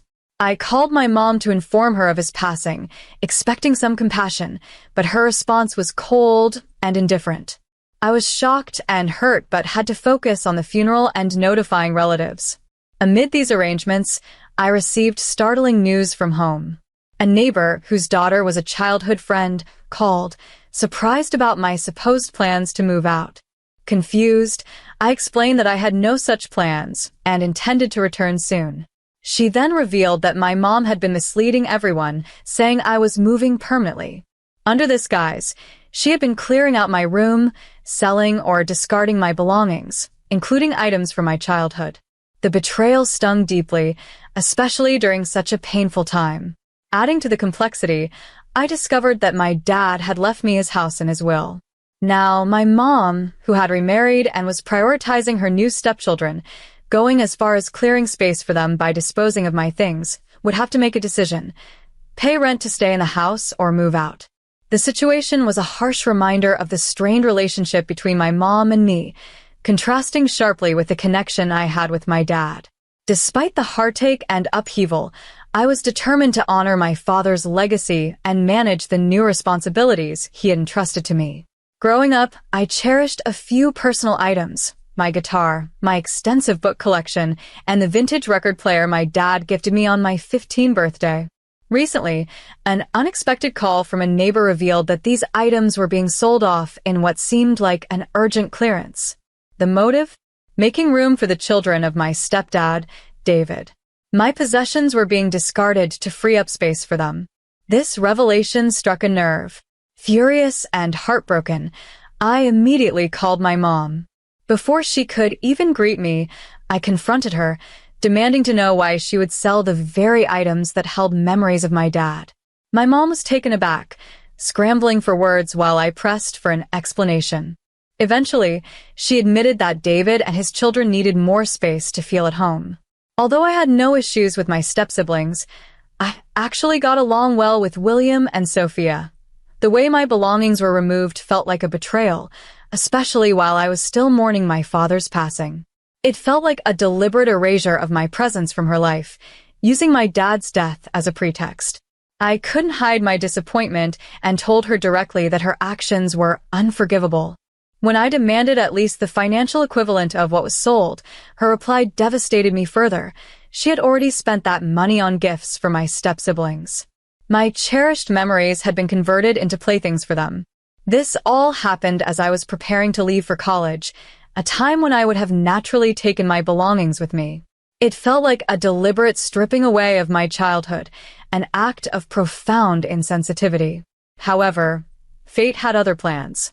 During my father's funeral, while sorting his effects with my uncle, we uncovered something astonishing: a will. My dad, who typically eschewed legal formalities, had indeed prepared one, stored secretly in a bank's safe deposit box. He had created it post-divorce to prevent any disputes, instructing my uncle on the proper timing for its disclosure. The contents of the will were even more startling. Despite their divorce, my dad had never transferred ownership of the house to my mom and had instead left it solely to me. All this time, my mom believed she lived in a house she owned, unaware of the legal specifics. Originally, I had intended to handle the situation quietly, considering she was still my mom. I thought maybe we could negotiate some agreement. But after her recent actions, I felt differently. All bets were off. I was fortunate to have my uncle's support during a complex time, as he handled all the legal matters for me. Over the next few days, I organized my affairs and had extensive discussions with Uncle about the legal aspects. I also reached out to mortgage loan officer and started browsing apartment listings, not for myself, but for my mom and her household. Once everything was in place, I returned to what I considered my home, fully prepared for a tough confrontation. Upon my arrival, my mom was visibly taken aback, especially with my uncle by my side. She likely thought I would plead with her to allow me to stay, but that was far from my plans. Her first instinct was to become emotional, trying to portray herself as a concerned mother, questioning why I had brought a lawyer. At the same time, my stepdad sat back with a confident smirk, assuming I had no legal grounds to stand on. I asked my mom to sit down so we could discuss something crucial. I sensed that no apologies were forthcoming in that room. I started calmly, inquiring if she remembered the specifics of her divorce from my dad. Her confusion was evident, likely puzzled by the direction of our conversation. Then, I revealed the key issue. My uncle presented the property documents we had discovered. As my mom and stepdad reviewed the documents, their expressions changed drastically. My uncle clarified that to avoid legal complications during their divorce, my dad had moved out but never legally transferred the property title.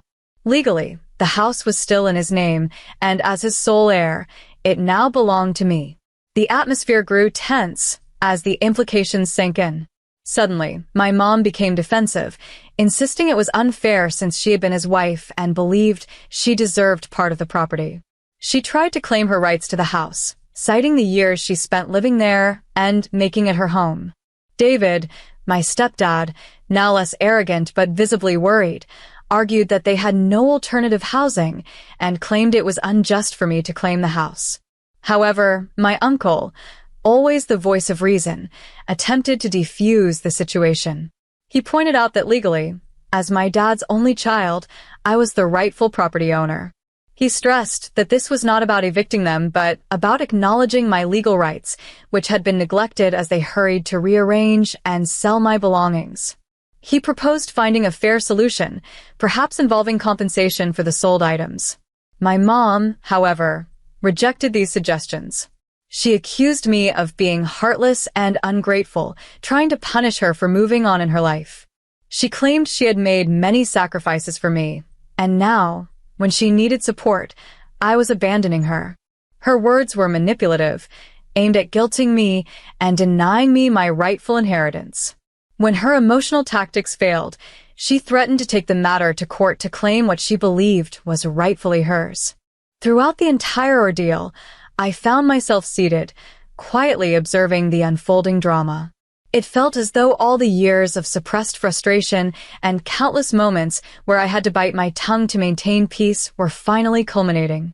When I spoke up, I was clear and concise, letting her know that proceeding with her plans would only waste both our time and her money, and the inevitable outcome was already known to all of us. Despite this tension, I made my stance clear. I was not going to act unreasonably. I communicated my willingness to allow them ample time to secure a new residence, but I also firmly asserted that the house was now legally mine and their departure was inevitable. This declaration came in the wake of recent events that occurred during my absence, making it necessary for my mother to move on. However, the drama escalated just when I thought we had reached the apex of chaos. My stepdad intensified the situation dramatically by storming out of the room, only to return about 20 minutes later with my step-siblings, William and Sophia, in tow. The children appeared bewildered and slightly frightened, clearly unsure of why they had been thrust into this mess. My stepdad used their presence to challenge my actions, suggesting I was evicting innocent children and questioning whether I truly wished to be so cruel. His tone, laden with mock concern, seemed designed to cast me in the role of the villain.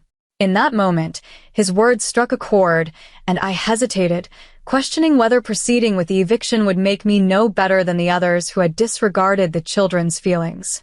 It was then that my uncle interjected, advising me not to fall prey to their manipulative tactics. He suggested striving for a fair compromise that would serve everyone's interests. After much discussion, we reached a resolution that no one would be evicted immediately. Upon hearing this, my mother and stepdad's demeanor shifted from defensive to somewhat relieved, perhaps thinking they had manipulated the situation in their favor. However, I clarified that their continued residence in the house was contingent upon them paying rent at a fair market rate, determined by an independent assessor and formalized through a rental agreement. The atmosphere changed drastically with this declaration. What was once relief turned to indignation.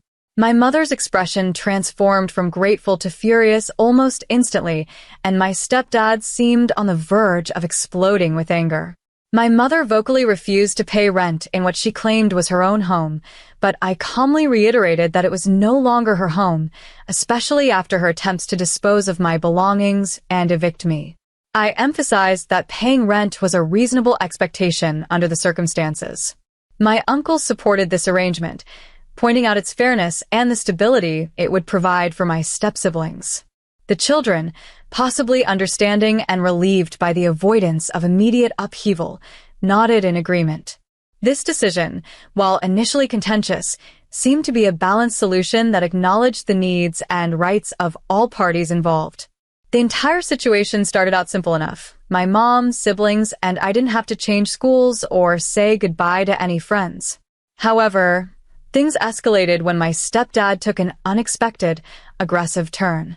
Before anyone could even react, he lunged at my uncle, accusing him of instigating trouble and hurling insults at him. The scene quickly descended into chaos. I jumped in to help my uncle up while my mom tried desperately to restrain my stepdad, who was in a full-blown rage. My step-siblings recoiled in shock, distancing themselves from their father's fury. As the tension peaked, my uncle, maintaining his composure, took out his phone and dialed 911. He calmly warned my stepdad, David, to consider his next actions carefully, reminding him that assault charges were serious, especially with witnesses present. Despite seeming ready to attack again, my stepdad was stopped by my mom, who, by now, seemed to realize the severity of his outburst. When the police arrived, they gathered everyone's statements. David attempted to downplay the incident as a misunderstanding, but the officers didn't fall for it. Although my uncle chose not to press charges, the police sternly warned David to spend the night elsewhere to cool down. As he left, he ominously told me this wasn't the end of it. After everything settled down, I laid down the rules firmly. The kids and my mom could stay, but David was no longer welcome. Starting next month, rent would be due, no exceptions. My mom tried to object, but a glance at my uncle silenced her. I later pulled my siblings aside, apologizing for the turmoil and reassuring them that they would always have a safe place with me, no matter the adult conflicts. Now, with the house under my control and David gone, my mom has resorted to giving me the silent treatment, actually a preferable alternative to her previous outbursts. My step-siblings are treading carefully, likely unsure of their footing in this new family dynamic. Despite the legal clarity of my actions, I find myself grappling with the moral implications. Was I too harsh in imposing rent on my mom and kicking out David, or was I merely standing up for my rights and safety? So, here's my ask to the Reddit community. Considering the events and my decisions, did I overstep, or was I justified in my actions? I appreciate any advice or thoughts you can share as I navigate this complicated situation.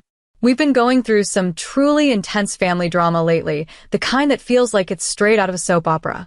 After all the sacrifices I've made, including the 9 long months of carrying you, it's been nothing short of exhausting.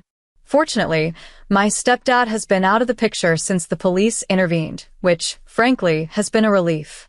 On a brighter note, I recently had a deep and meaningful conversation with my uncle. I am immensely thankful for his unwavering support throughout this ordeal. Despite being injured during one of my stepdad's outbursts, he simply shrugged it off, emphasizing that supporting family is what really matters. His ability to forgive and continue supporting me without holding any resentment truly deepened my appreciation for him, making me feel all the more loved and supported.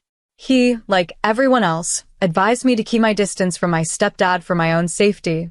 We've meticulously documented every interaction since the initial confrontation, just in case things escalate. In addition, we consulted a mortgage loan officer to accurately assess our property's value and set a reasonable rental price. This was an eye-opening introduction to real estate that I hadn't anticipated needing, enriching my understanding significantly. However, my mom disagreed with the rental assessment, believing the house to be worth less. Thankfully, the agent clarified that our price was actually below the typical market rate for our area, considering the property's size and location. We've also initiated formal eviction proceedings against my stepdad due to his violent behavior. Despite my mom's emotional protests and attempts to minimize his actions, I stood firm, emphasizing that his behavior was utterly unacceptable and that I could not feel safe with him around.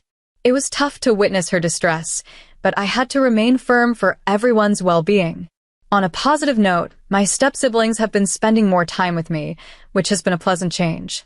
The most touching moment was when William and Sophia managed to save an old watch that my dad had given me, along with a few other cherished items that my mom considered selling. They seem as bewildered and troubled by the current family dynamics as I am, but we've found solace in each other's company. I've made it a point to be transparent with them about everything happening, treating them as the young adults they are. We've shared many long discussions about their feelings, their concerns about the future, and even their feelings of guilt over their stepmom's actions with my belongings. Through it all, I'm doing my best to shield them from their dad's unpredictable behavior. We're navigating this tumultuous period together, finding comfort in our shared experiences and open conversations. I've made it clear to them that if he tries to contact them or shows up at the house, they need to immediately inform me or Mom. I'm diligently organizing everything before I head off to college, which is quite the task. It's been an intense few days, but I'm beginning to feel like I'm gaining control over the situation. There's still much to tackle, navigating legal complexities, potentially starting family therapy, and mending trust. But for the first time since Dad passed away, I feel like I'm taking charge of my life. I appreciate all the support I've received from everyone here on Reddit. It truly means a lot. I am meticulously documenting everything, including the unfortunate sale of my belongings by my mom. I've also changed the locks at our home, providing keys only to myself, my mom, and my step-siblings. Additionally, I'm considering installing security cameras as a precaution against any potential issues with David. Regarding legal actions against my mom for selling my stuff, I'm exploring options with the help of my uncle. However, my main priority is stabilizing our living situation and ensuring our home remains a safe haven for everyone. It's a tough period, but I'm committed to managing it step by step. Your questions have prompted me to reflect on the past, revealing several warning signs I had overlooked.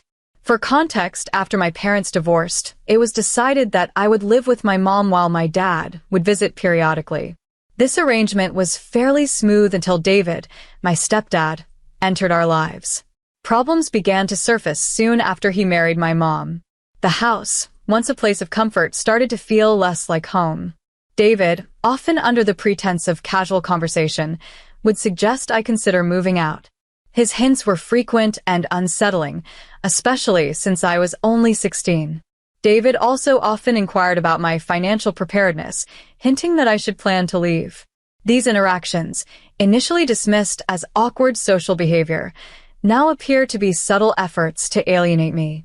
Moreover, there were numerous instances where my mom and David asked me to lend my belongings to David's daughter, Sophia, initially. This too felt increasingly uncomfortable over time. I wasn't too bothered initially when Sophia, who often borrowed things from me and returned them in perfect condition, made requests. The situation took a serious turn, though, when my mom asked me to permanently give my new laptop, which I bought for school, to William, David's son. I gently refused, explaining that my laptop was essential for my studies as it contained all my school materials. David's reaction was excessive and unreasonable. He treated my refusal as a betrayal, advising William and Sophia to steer clear of me, painting me as the antagonist. This incident was a stark realization of how my needs and possessions were undervalued in our blended family dynamic. Despite these glaring issues, I stayed, partly because moving out would hinder my financial plans for college. Yet, part of me held on to a faint hope that the situation would get better, that my mom would recognize her neglect of me and start treating me better. A naive hope, as I later acknowledged. I discussed these feelings with my therapist, working through years of overt and covert neglect. The process has been tough, but I'm learning to accept how my mother favored her new family over me.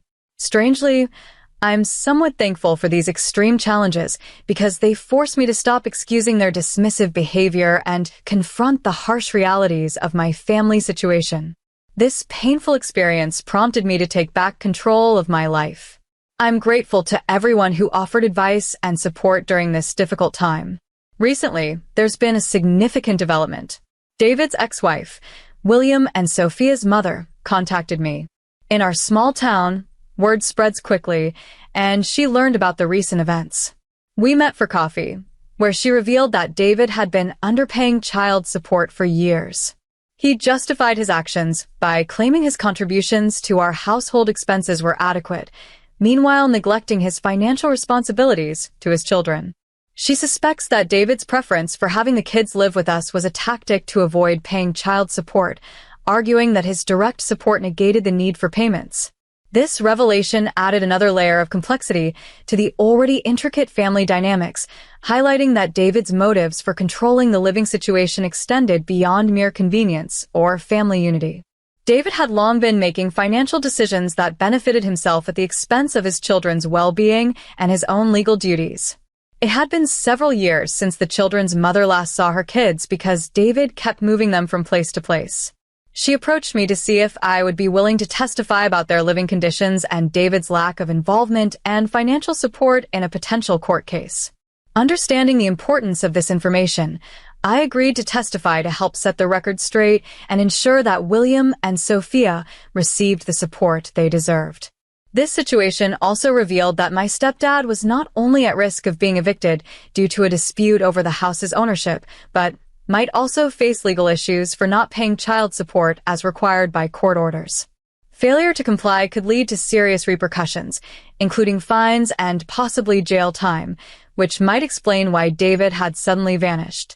His ex-wife expressed a strong desire to reunite with her children, and I assured her we would arrange a meeting soon, believing Sophia and William would be thrilled to see her after such a long time. I discussed all these developments with my mom. Initially, she couldn't believe her husband would do such things, but as the reality sank in, she was as shocked as I was. Although I have yet to fully forgive her for everything that happened, I couldn't help but feel a bit sorry for her as she, too, was a victim of David's betrayal. It's hard for me to fully sympathize with her, given everything, but it's clear that David is the primary wrongdoer here. While my mom isn't entirely blameless, she's also facing the consequences of her actions.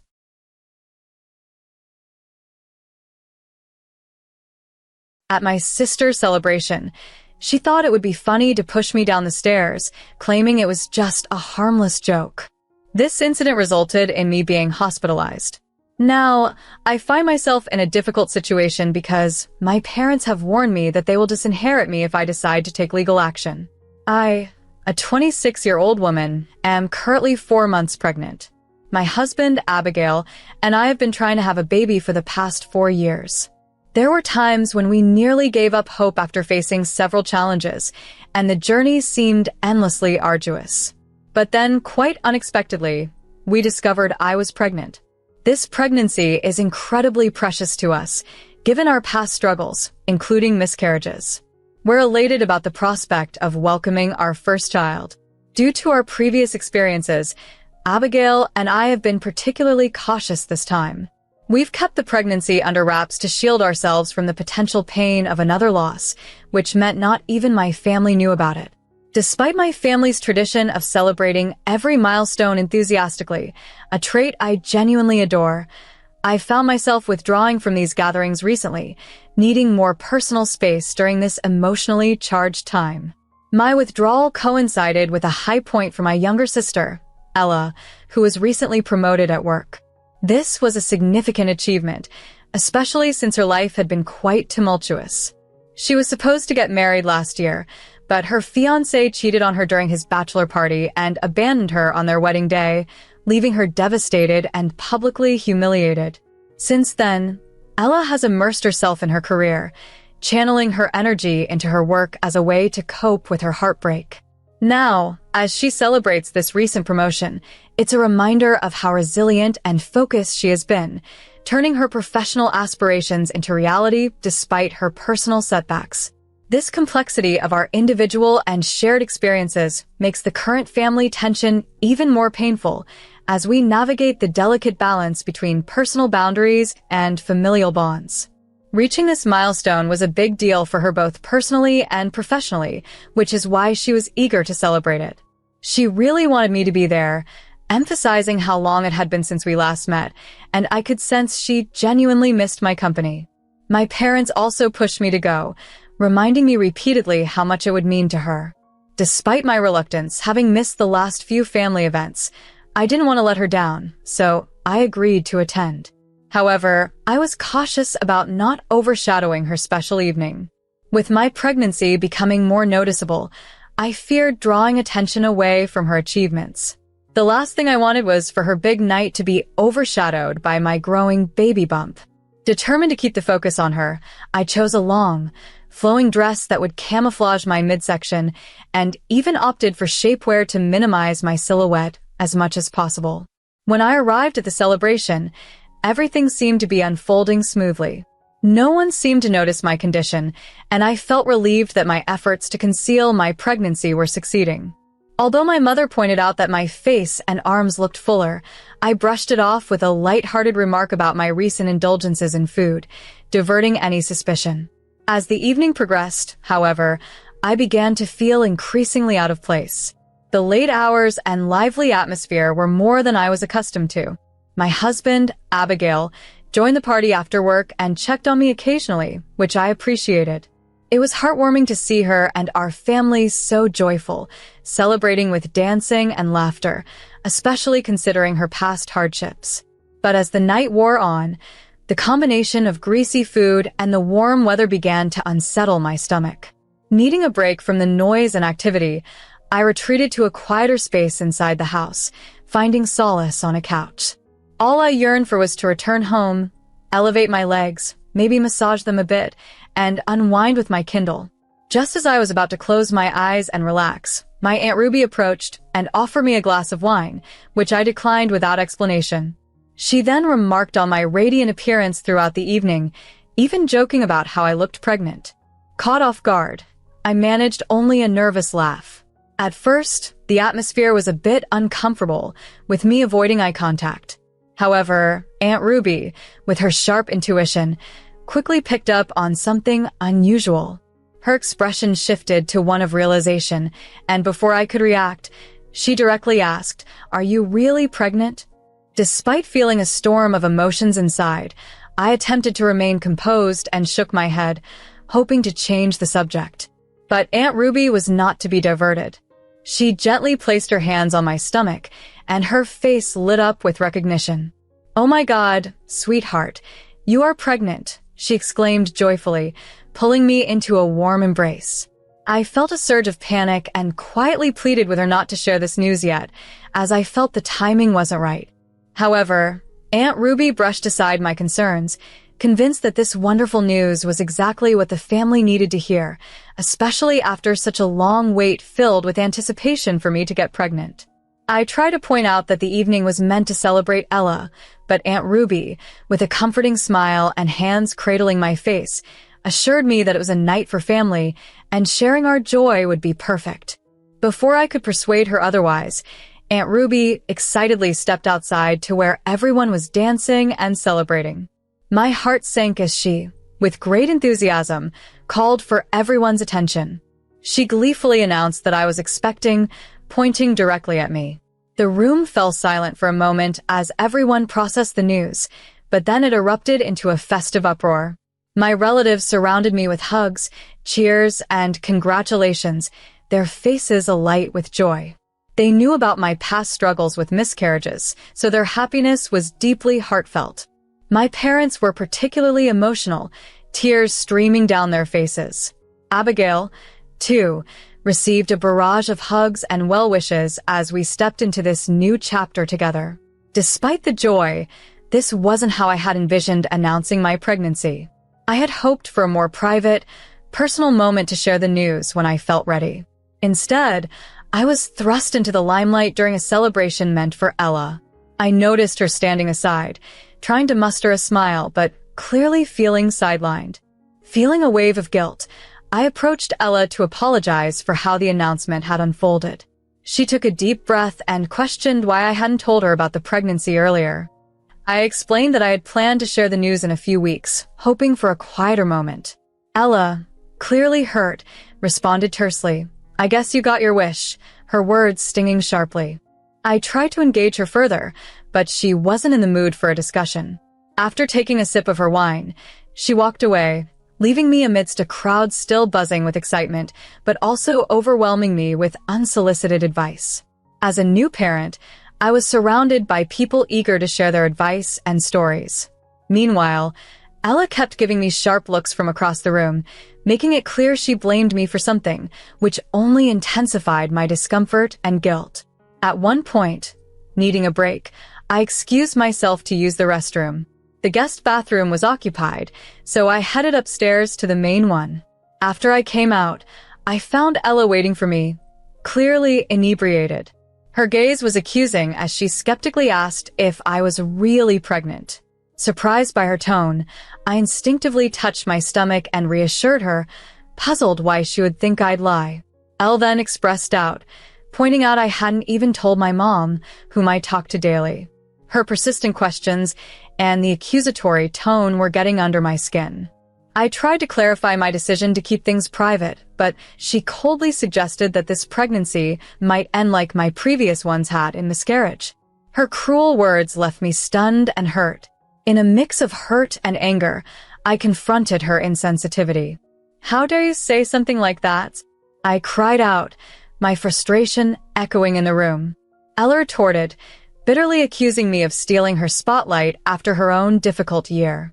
I reminded her of how I had supported her through her own troubles, never intending to overshadow her. The tension escalated when she blamed me for being outed by Aunt Ruby without my consent. Feeling drained by the relentless argument, I decided to leave and headed downstairs for some space, hoping Ella would cool down so we could talk later. Despite my attempts to leave the confrontation behind, Ella followed, accusing me of being selfish and insisting I should have let her have her night. As I reached the staircase, I suddenly felt a forceful push from behind. My eyes widened in shock as I struggled to maintain balance.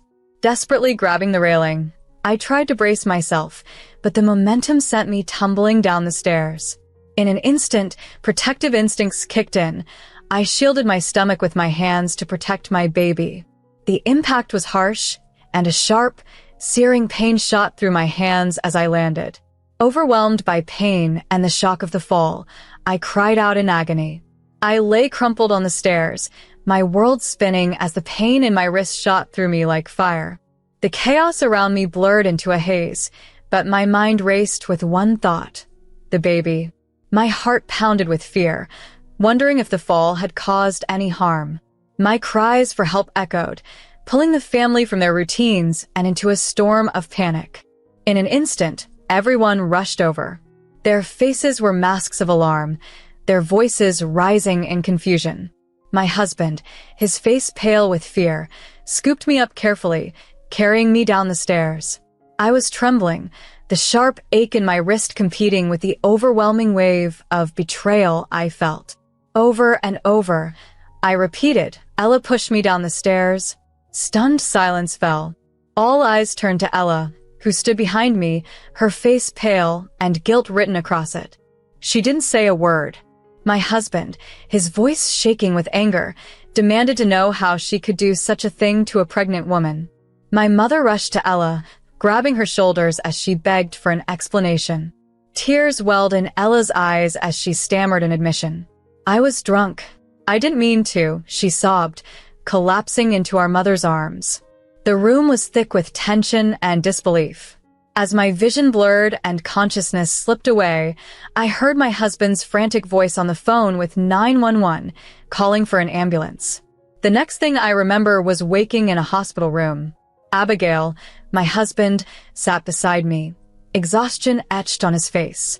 Gently, I touched his arm and asked for water, my throat dry as sandpaper. He helped me sip it, his hands trembling slightly as he held the glass. "What happened?" I croaked, the memories of the fall returning in fragments. Abigail explained how I had blacked out from the pain and shock. My wrist had been fractured and put in a cast, which I'd need to wear for several weeks. He reassured me that the baby was safe. A flood of relief washed over me at his words. That reassurance was the only silver lining in an otherwise devastating day. Abigail then recounted the chaos that followed after I passed out. The family was livid, and some had wanted Ella arrested on the spot. However, the police needed my statement before they could take any further action. Abigail held my hands tightly, his face a mixture of concern and resolve. "Listen," he said firmly, "I know you love your sister, but you have to report what she did. There's no excuse for this, especially given your condition." I nodded, though my heart felt like it was breaking. It was almost impossible to reconcile the sister I had grown up with and loved so deeply with the person who had pushed me down the stairs. The physical pain in my wrist was nothing compared to the emotional wound of betrayal. As I sat there in the sterile hospital room, I felt torn between loyalty to my sister and the need for accountability. This wasn't just about me, it was about protecting my child and setting boundaries, even when it meant confronting the painful truth. The emotional weight of the situation overwhelmed me as I explained to Abigail that I needed to talk to my sister Ella directly. I wanted to understand her motives for her destructive behavior and hoped to hear an apology, or at least an explanation. Abigail dialed her number and passed me the phone. When Ella answered, I immediately confronted her about her actions. She sighed deeply, the strain evident in her voice, and finally confessed. "I'm just exhausted from always being overshadowed by you and our family," she admitted, her voice tinged with bitterness. "Now you're married, pregnant, and it seems like you have everything. Last night was supposed to be about me for once." She continued, her tone defensive, "And pushing you down the stairs? That was supposed to be just a prank. I didn't actually believe you were pregnant. I never meant for it to escalate into such a serious situation." Her confession was both shocking and painful to hear. It was hard to believe she had endangered my life, dismissing it as a trivial act because she was in denial about my pregnancy. Before I could respond, she added, "I've been dealing with a lot, like my broken engagement. Seeing you so happy was just too much. Maybe next time you'll think twice before overshadowing me." Her lack of remorse stunned me. She seemed to blame me entirely for her actions without offering any apology. Meanwhile, my mother, who had been listening in, took over the conversation. She inquired about my well-being. Unaware until then, I was surprised to learn that my parents were with Ella. I told my mom that the baby and I were fine, although I had suffered a wrist fracture. My mom explained that they had spent the night at Ella's house, concerned about me. I retorted that they might have been more supportive at the hospital rather than comforting my sister. She then shared that she and my dad believed Ella wasn't in her right mind since the incident, urging me not to involve the police, as it was just a reckless mistake influenced by alcohol. This plea from my mother was startling. "Why are you defending Ella when she hasn't even apologized?" I asked, bewildered by their stance. My mom sighed deeply, mentioning that Ella had been distraught and embarrassed since the incident. I reminded her that the core issue was Ella's dangerous action, not her emotional state. Trying to smooth things over, my mom emphasized the importance of family and reminded me that such disputes sometimes occur between siblings. She noted that Ella had never behaved this way before, but I remained unconvinced, feeling that the gravity of her actions needed to be acknowledged first. At the same time, I couldn't overlook my sister's actions. My mother felt that it wasn't necessary to pursue legal action for a wrist fracture, believing that she and my father could prevent future incidents. However, my frustration had reached a boiling point. Initially, I was hesitant, but after discussing with my friend Ella, I resolved to take a stand and ensure my sister learned her lesson. As I shared my decision, my mother became visibly distressed and cautioned that pressing charges could ruin my sister's future career prospects. She implored me to reconsider, revealing the depth of her concern. Despite her pleas, my determination remained unshaken. My parents even threatened to disinherit me, arguing that a criminal record would impact my sister for life. Although shocked by their threat, I stood my ground and proceeded to file charges. Following the altercation, my sisters arrested, and despite incessant calls from my parents, my husband and I chose to ignore them. My husband, Abigail, was particularly disappointed by my parents' apparent favoritism towards my sister. Support poured in from Abigail's family and other relatives, bolstering our resolve that pressing charges was the correct decision. Concerned for my baby's safety, fearing my sister might pose a further threat, I decided to seek a restraining order. My sister, initially charged with assault, received her sentence. Despite my parents financing a skilled lawyer for her defense, the judge handed down a sentence that included probation, mandatory counseling, and routine check-ins with a probation officer. The family backlash against my parents' attitude has made them reluctant to confront me directly.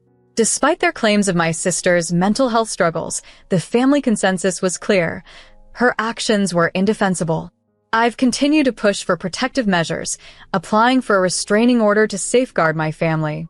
Reflecting on our childhood, it's hard to pinpoint when things went wrong. While we had typical sibling disputes, I never sensed any deep-seated animosity from her. It's puzzling and troubling to reconcile the sister I grew up with and her recent actions. I have always cherished my love for her deeply and was utterly baffled when she pushed me down the stairs out of sheer malice. It was as surprising to me as it would be to anyone else. It seems there's truth in the saying that those closest to us can sometimes be the ones who betray us the most. Abigail and I have completely cut off contact with Ella and my parents. 3 days ago, I gave birth to a beautiful son. Abigail and I have left the hospital and are now adjusting to our new life as parents. Last night, just as we were about to have dinner, there was a knock at the door. To my astonishment, it was my mother. Her appearance on my doorstep was totally unexpected. With a mix of caution and surprise, I asked, "What are you doing here?" Abigail joined me, equally bewildered by her sudden visit. My mother began excitedly explaining that she had learned of my delivery through relatives and felt compelled to meet her grandson. Her enthusiasm felt misplaced, given the recent strains in our relationship. She cheerfully talked about how thrilled she and my father were to finally be grandparents, and mentioned that my father would soon arrive with wine and gifts for a family celebration. Abigail and I exchanged incredulous glances. It seemed my mother was acting as if the past several months of silence had never occurred. I gently reminded her that we had not spoken for months because she had chosen to side with Ella over me. Yet here she was, pretending everything was fine just because I had a baby. Abigail firmly told her that she had lost the right to be a grandparent when she failed to support me as her daughter. He recounted the cruel treatment I endured from Ella, adding that if Ella weren't my sister, he would have taken more drastic measures against her. He emphasized that being a mother, she should not have defended Ella's indefensible actions. My mother's demeanor changed as she became angry. She argued that she had done what she felt necessary at the time and that those were past issues. She insisted it was unfair for us to exclude her and my father from our child's life. Abigail countered, stating that as parents, it was our prerogative to decide who could be involved in our son's life, and we were not comfortable having her in our lives. As my mother continued to argue, she revealed that Ella had been diagnosed with depression, which she claimed explained her past behavior. She insisted that with my son's birth, we could all move past these issues and become a happy family again. I sighed, frustrated as my mother persisted in justifying Ella's actions, insisting that she felt remorseful and was seeking improvement. But Abigail and I stood firm, knowing that our family's well-being was our priority and maintaining boundaries was essential for our peace of mind. She believed she could simply ignore everything that happened and re-enter our lives as if nothing had changed, but things were different now. There was no way to return to how things used to be. Overwhelmed by the situation, I had no choice but to ask my mom to leave. I was determined not to let this spoil my day any further, especially after all the harsh words that had been exchanged. However, just as she was leaving, my dad pulled into the driveway. He emerged from his car with a large teddy bear and a basket full of gifts.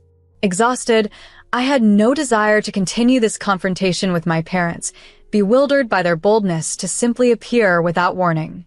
Abigail intervened, suggesting I go inside to rest while he dealt with them. As I retreated indoors, their voices still carried through the door, escalating into shouting the moment Abigail denied them entry. My dad persistently claimed his right to visit, insisting on his family ties, but Abigail, who was usually calm, reached his limit. He firmly threatened to call the police if they didn't leave our property at once. Despite my dad's attempts to leave the gifts, hoping to mend fences, Abigail stood his ground. He refused to accept anything, warning them that any further attempts to intrude would lead to a restraining order. Their assumption that they could waltz back into our lives, especially now that a baby was involved, had clearly shaken them. Abigail's resolve in handling the situation was something I admired deeply. We've discussed taking additional security measures, like installing cameras around our home, to ensure our safety. I hope to never have to see my parents again, seeking peace and stability in our newly fortified sanctuary.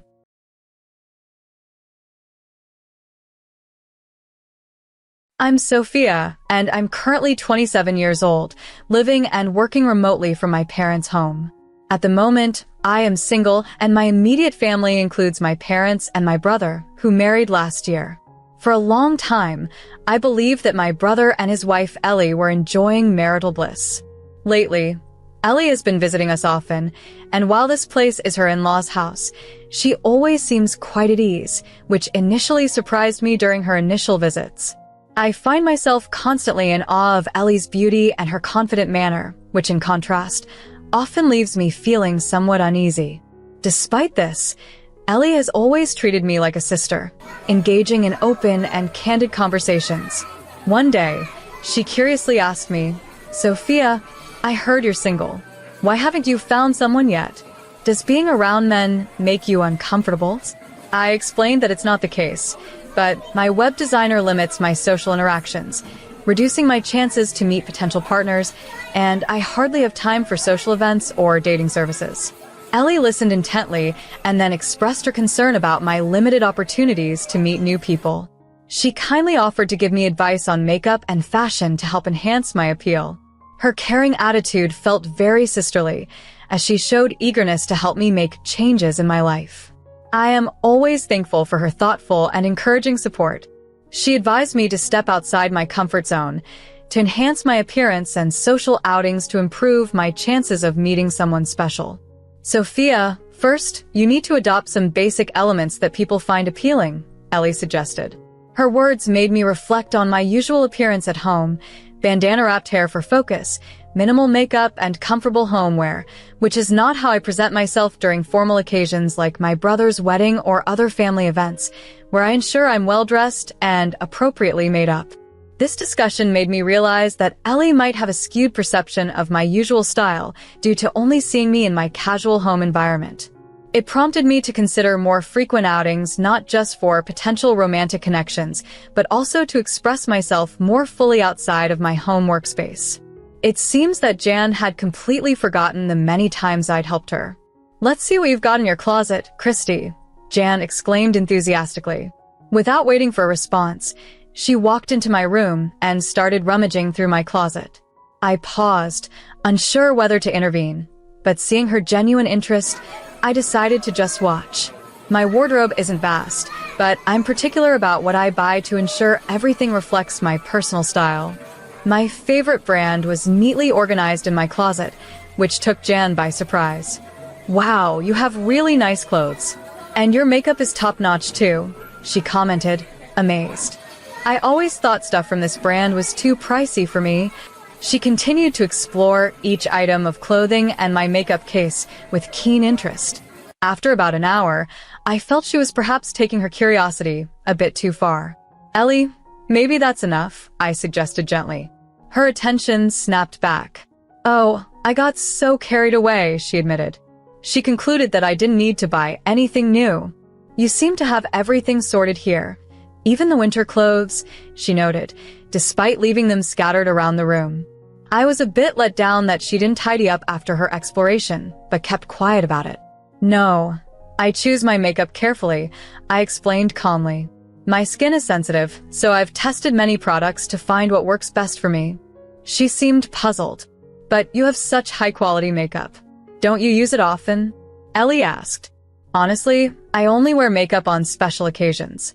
It's not a daily necessity for me," I replied. Ellie seemed unsatisfied, but quickly perked up. "That won't do. Next time I visit, I'll show you some makeup techniques," she declared. As she continued her exploration, evening crept in, and it was time for her to leave. I couldn't help but wonder why she visited so often, especially if things weren't going well with my brother. As I pondered Jan's frequent visits and uncertain motives, my parents seemed to warmly welcome her like family, which contrasted sharply with my own mixed feelings. "Isn't it nice for Christy to have a big sister? We're looking forward to Ellie giving you makeup lessons," they mentioned. "But it's important that Christy doesn't rely too much on Ellie," they added. I nodded, sharing their sentiment. Although I have many responsibilities and a hectic life, Ellie, without being asked, offered to teach me makeup techniques. This gesture, originating from her spontaneous nature, has left me with mixed feelings. From past experiences, I know that Ellie often embarks on impromptu projects, and while my parents see these acts as kindness, I sometimes feel overwhelmed by her intrusion into my personal space. I prefer to concentrate on my work from home, and addressing this issue with my parents is difficult since they are very accepting of her. With these thoughts weighing on my mind, I returned to my room to organize. As I put away winter clothes that Ellie had left out, I realized that my favorite sweater was missing. This sweater, a beloved item I bought just last year, was nowhere to be found. I always keep a good track of my wardrobe, responsibly donating clothes I no longer need, ensuring I know exactly what's in my closet. The last time I had accessed my closet was earlier that day, when Ellie was in my room. I had momentarily left her alone to request my parents to make some tea and snacks for her. During her time alone in my room, Ellie had brought her bag inside, which makes me suspect that she might have unintentionally taken my sweater. However, accusing her of theft without concrete proof seems unreasonable and unlikely to be believed by others. Resigned, I felt there was little I could do but accept the situation, despite the frustration it caused. I took steps to prevent a repeat of past issues by preparing for any future visits from Ellie. Anticipating her arrival, I invested in a security device a month in advance. Sure enough, Ellie showed up at my house a month later, bursting with enthusiasm about conducting a makeup tutorial. Without hesitation, she entered my bedroom, rifled through my closet, and selected a bag filled with my valued makeup tools. She then guided me to sit on the carpet, and using her own array of cosmetics, commenced the makeup session. I had no particular plans to go out that day, so after she finished applying the makeup, I excused myself to the washroom to wash it off. While I was away, Ellie mentioned she was leaving and began to gather her things. I called out to her from the bathroom, inviting her to enjoy some tea and snacks I had set out in the living room before her departure. I waited until she truly left before I went to my computer. Previously, I had installed a hidden camera in my bedroom to safeguard against any further incidents. I turned on my computer and started reviewing the footage from the camera to see if anything unusual happened during my absence. The video revealed Ellie sneakily taking some of my makeup items and subtly slipping them into her bag. It appeared she thought I wouldn't quickly notice the absence of a few rarely used nail polishes. Disheartened and in disbelief, I sighed as I transferred the footage to my smartphone for additional evidence and safekeeping. After securing the evidence, I went to the living room to share the ordeal with my family. Coincidentally, my brother was there, and he approached me immediately, mistakenly thinking I had requested the makeup session from Ellie. "Christy, it's been a while since you had a makeup lesson from Ellie," he said, urging me to stop depending on her as it encouraged her frequent visits. Surprised and bewildered, I clarified that I never asked Ellie for help, nor did I invite her over. As I grappled with the shock of the theft and my growing anger towards Ellie, my frustration only intensified when my brother implied that I was somehow responsible for her visits. I firmly corrected him, emphasizing that the makeup session was entirely Ellie's idea and not a result of any invitation from me. I found myself bewildered as my brother confronted me aggressively. "What are you even saying?" he questioned. He claimed that our mutual friend, DR, was deeply concerned about my well-being, labeling me a mess as I seemed to be falling apart. His words left me confused, and I stood silently, trying to process his accusations. My brother harshly continued, informing me that our parents had shared their worries with him, that I was always on my computer and barely stepped outside. He insinuated that my lifestyle, highlighted by a closet full of costly attire and high-end makeup, was funded by siphoning money from our parents. "We can't let you manage things any longer. We're stepping in to take control of the household," he declared, leaving me stunned. His assumption that I was an unemployed recluse, or NET, not in education, employment, or training, was based purely on my homebound habits. Yet, he was entirely off the mark. In reality, I maintained a respectable income by working remotely, and my limited social interactions didn't equate to societal withdrawal. I trusted that our parents understood and supported my lifestyle. When our parents returned home, I quickly voiced my concerns about my brother's severe words, hoping they would help soothe the tension. However, rather than intervening, they seemed perplexed and hesitant, reflecting deeply on the matter. As I pressed them for a clear stance, my father reluctantly admitted, "If John wants to stay here, I see no reason to refuse," while my mother concurred, appreciating DR's company and suggesting it might be pleasant to have everyone together. Caught off guard by their response, I was speechless. John, smirking behind me, boastfully contrasted his financially rewarding job and marital status against my supposed idle home life. "Unlike you, a NET who just stays indoors, I actually contribute and have responsibilities," he taunted. Frustrated, I countered, "I'm not a NET. I work from home." But John dismissively shot back, "Oh, working from home is just an excuse for those who've dropped out of society. It's no different from being a NET." His misunderstanding of web designer pained me, especially as more companies now support and thrive with remote employees. Though I wasn't attached to a specific office, my professional contributions were just as valuable. Yet being underestimated by my brother was disheartening.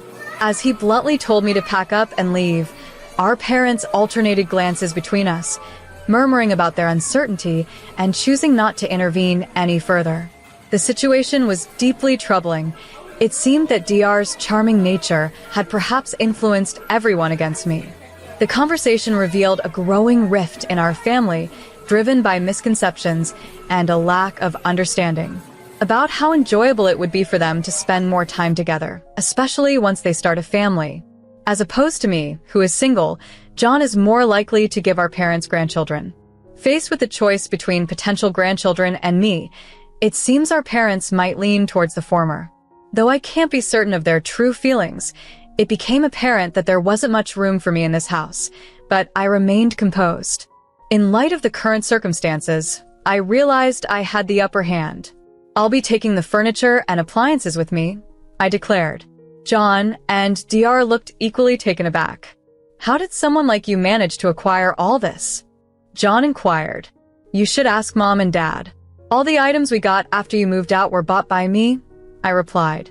I then left the room to start packing my belongings and to get in touch with some contacts. As soon as I exited, John immediately questioned our parents about my capabilities to afford such items. Our parents seemed unaware of the full extent of the situation, but with a smile, they reassured him, "If Chris is labeled a NEET because of this, then since you have a higher income, John, we can simply purchase new furniture and appliances if hers are taken." They even hinted at wanting a new massage chair but had previously deemed it an unnecessary expense. Our parents have always been optimists, not overly concerned about finances, because John's steady job meant he could cover expenses, even after I moved out. In fact, Dad often spends more than I earn, and I've been responsible for the property taxes on this house for years, a fact they probably never mentioned to John. Our parents tend to keep their struggles to themselves, only offering laughter when John brought up financial concerns, assuring him, "We're at ease because you're here." From the stairs, I observed this exchange while making calls for my upcoming move. The next day, I planned to relocate my furniture and belongings to an apartment I had previously chosen. I had organized a group of friends to assist with my move, anticipating a seamless transition. John and Ellie were engaged in a lengthy discussion with our parents well into the evening, though it seemed they were struggling to find common ground. Meanwhile, I managed to sneak in a quick nap and packed my belongings into boxes. By the next day, with my friend's assistance, we had everything packed, and the movers, led by a friend who owned the company, arrived. They were available due to a lull in their schedule, which proved extremely beneficial. As the movers systematically cleared the house of furniture and appliances, John and Ellie appeared visibly shocked. I requested the movers to double-check the house, and once they confirmed everything was packed, the truck set off to my new home. "Might we head over to your new place now?" I apologized for the sudden request for help with the move, I suggested. "Don't worry about it," came the reassuring reply. "You mentioned setting up a new space for writing, and I promise to help. It's absolutely no trouble." Up until that moment, Ellie, who had been surprisingly quiet, turned to me and said, "I am actually a copywriter, and this gentleman is my copy editor. I've long wanted to move out of my parents' home to foster a better environment for my writing.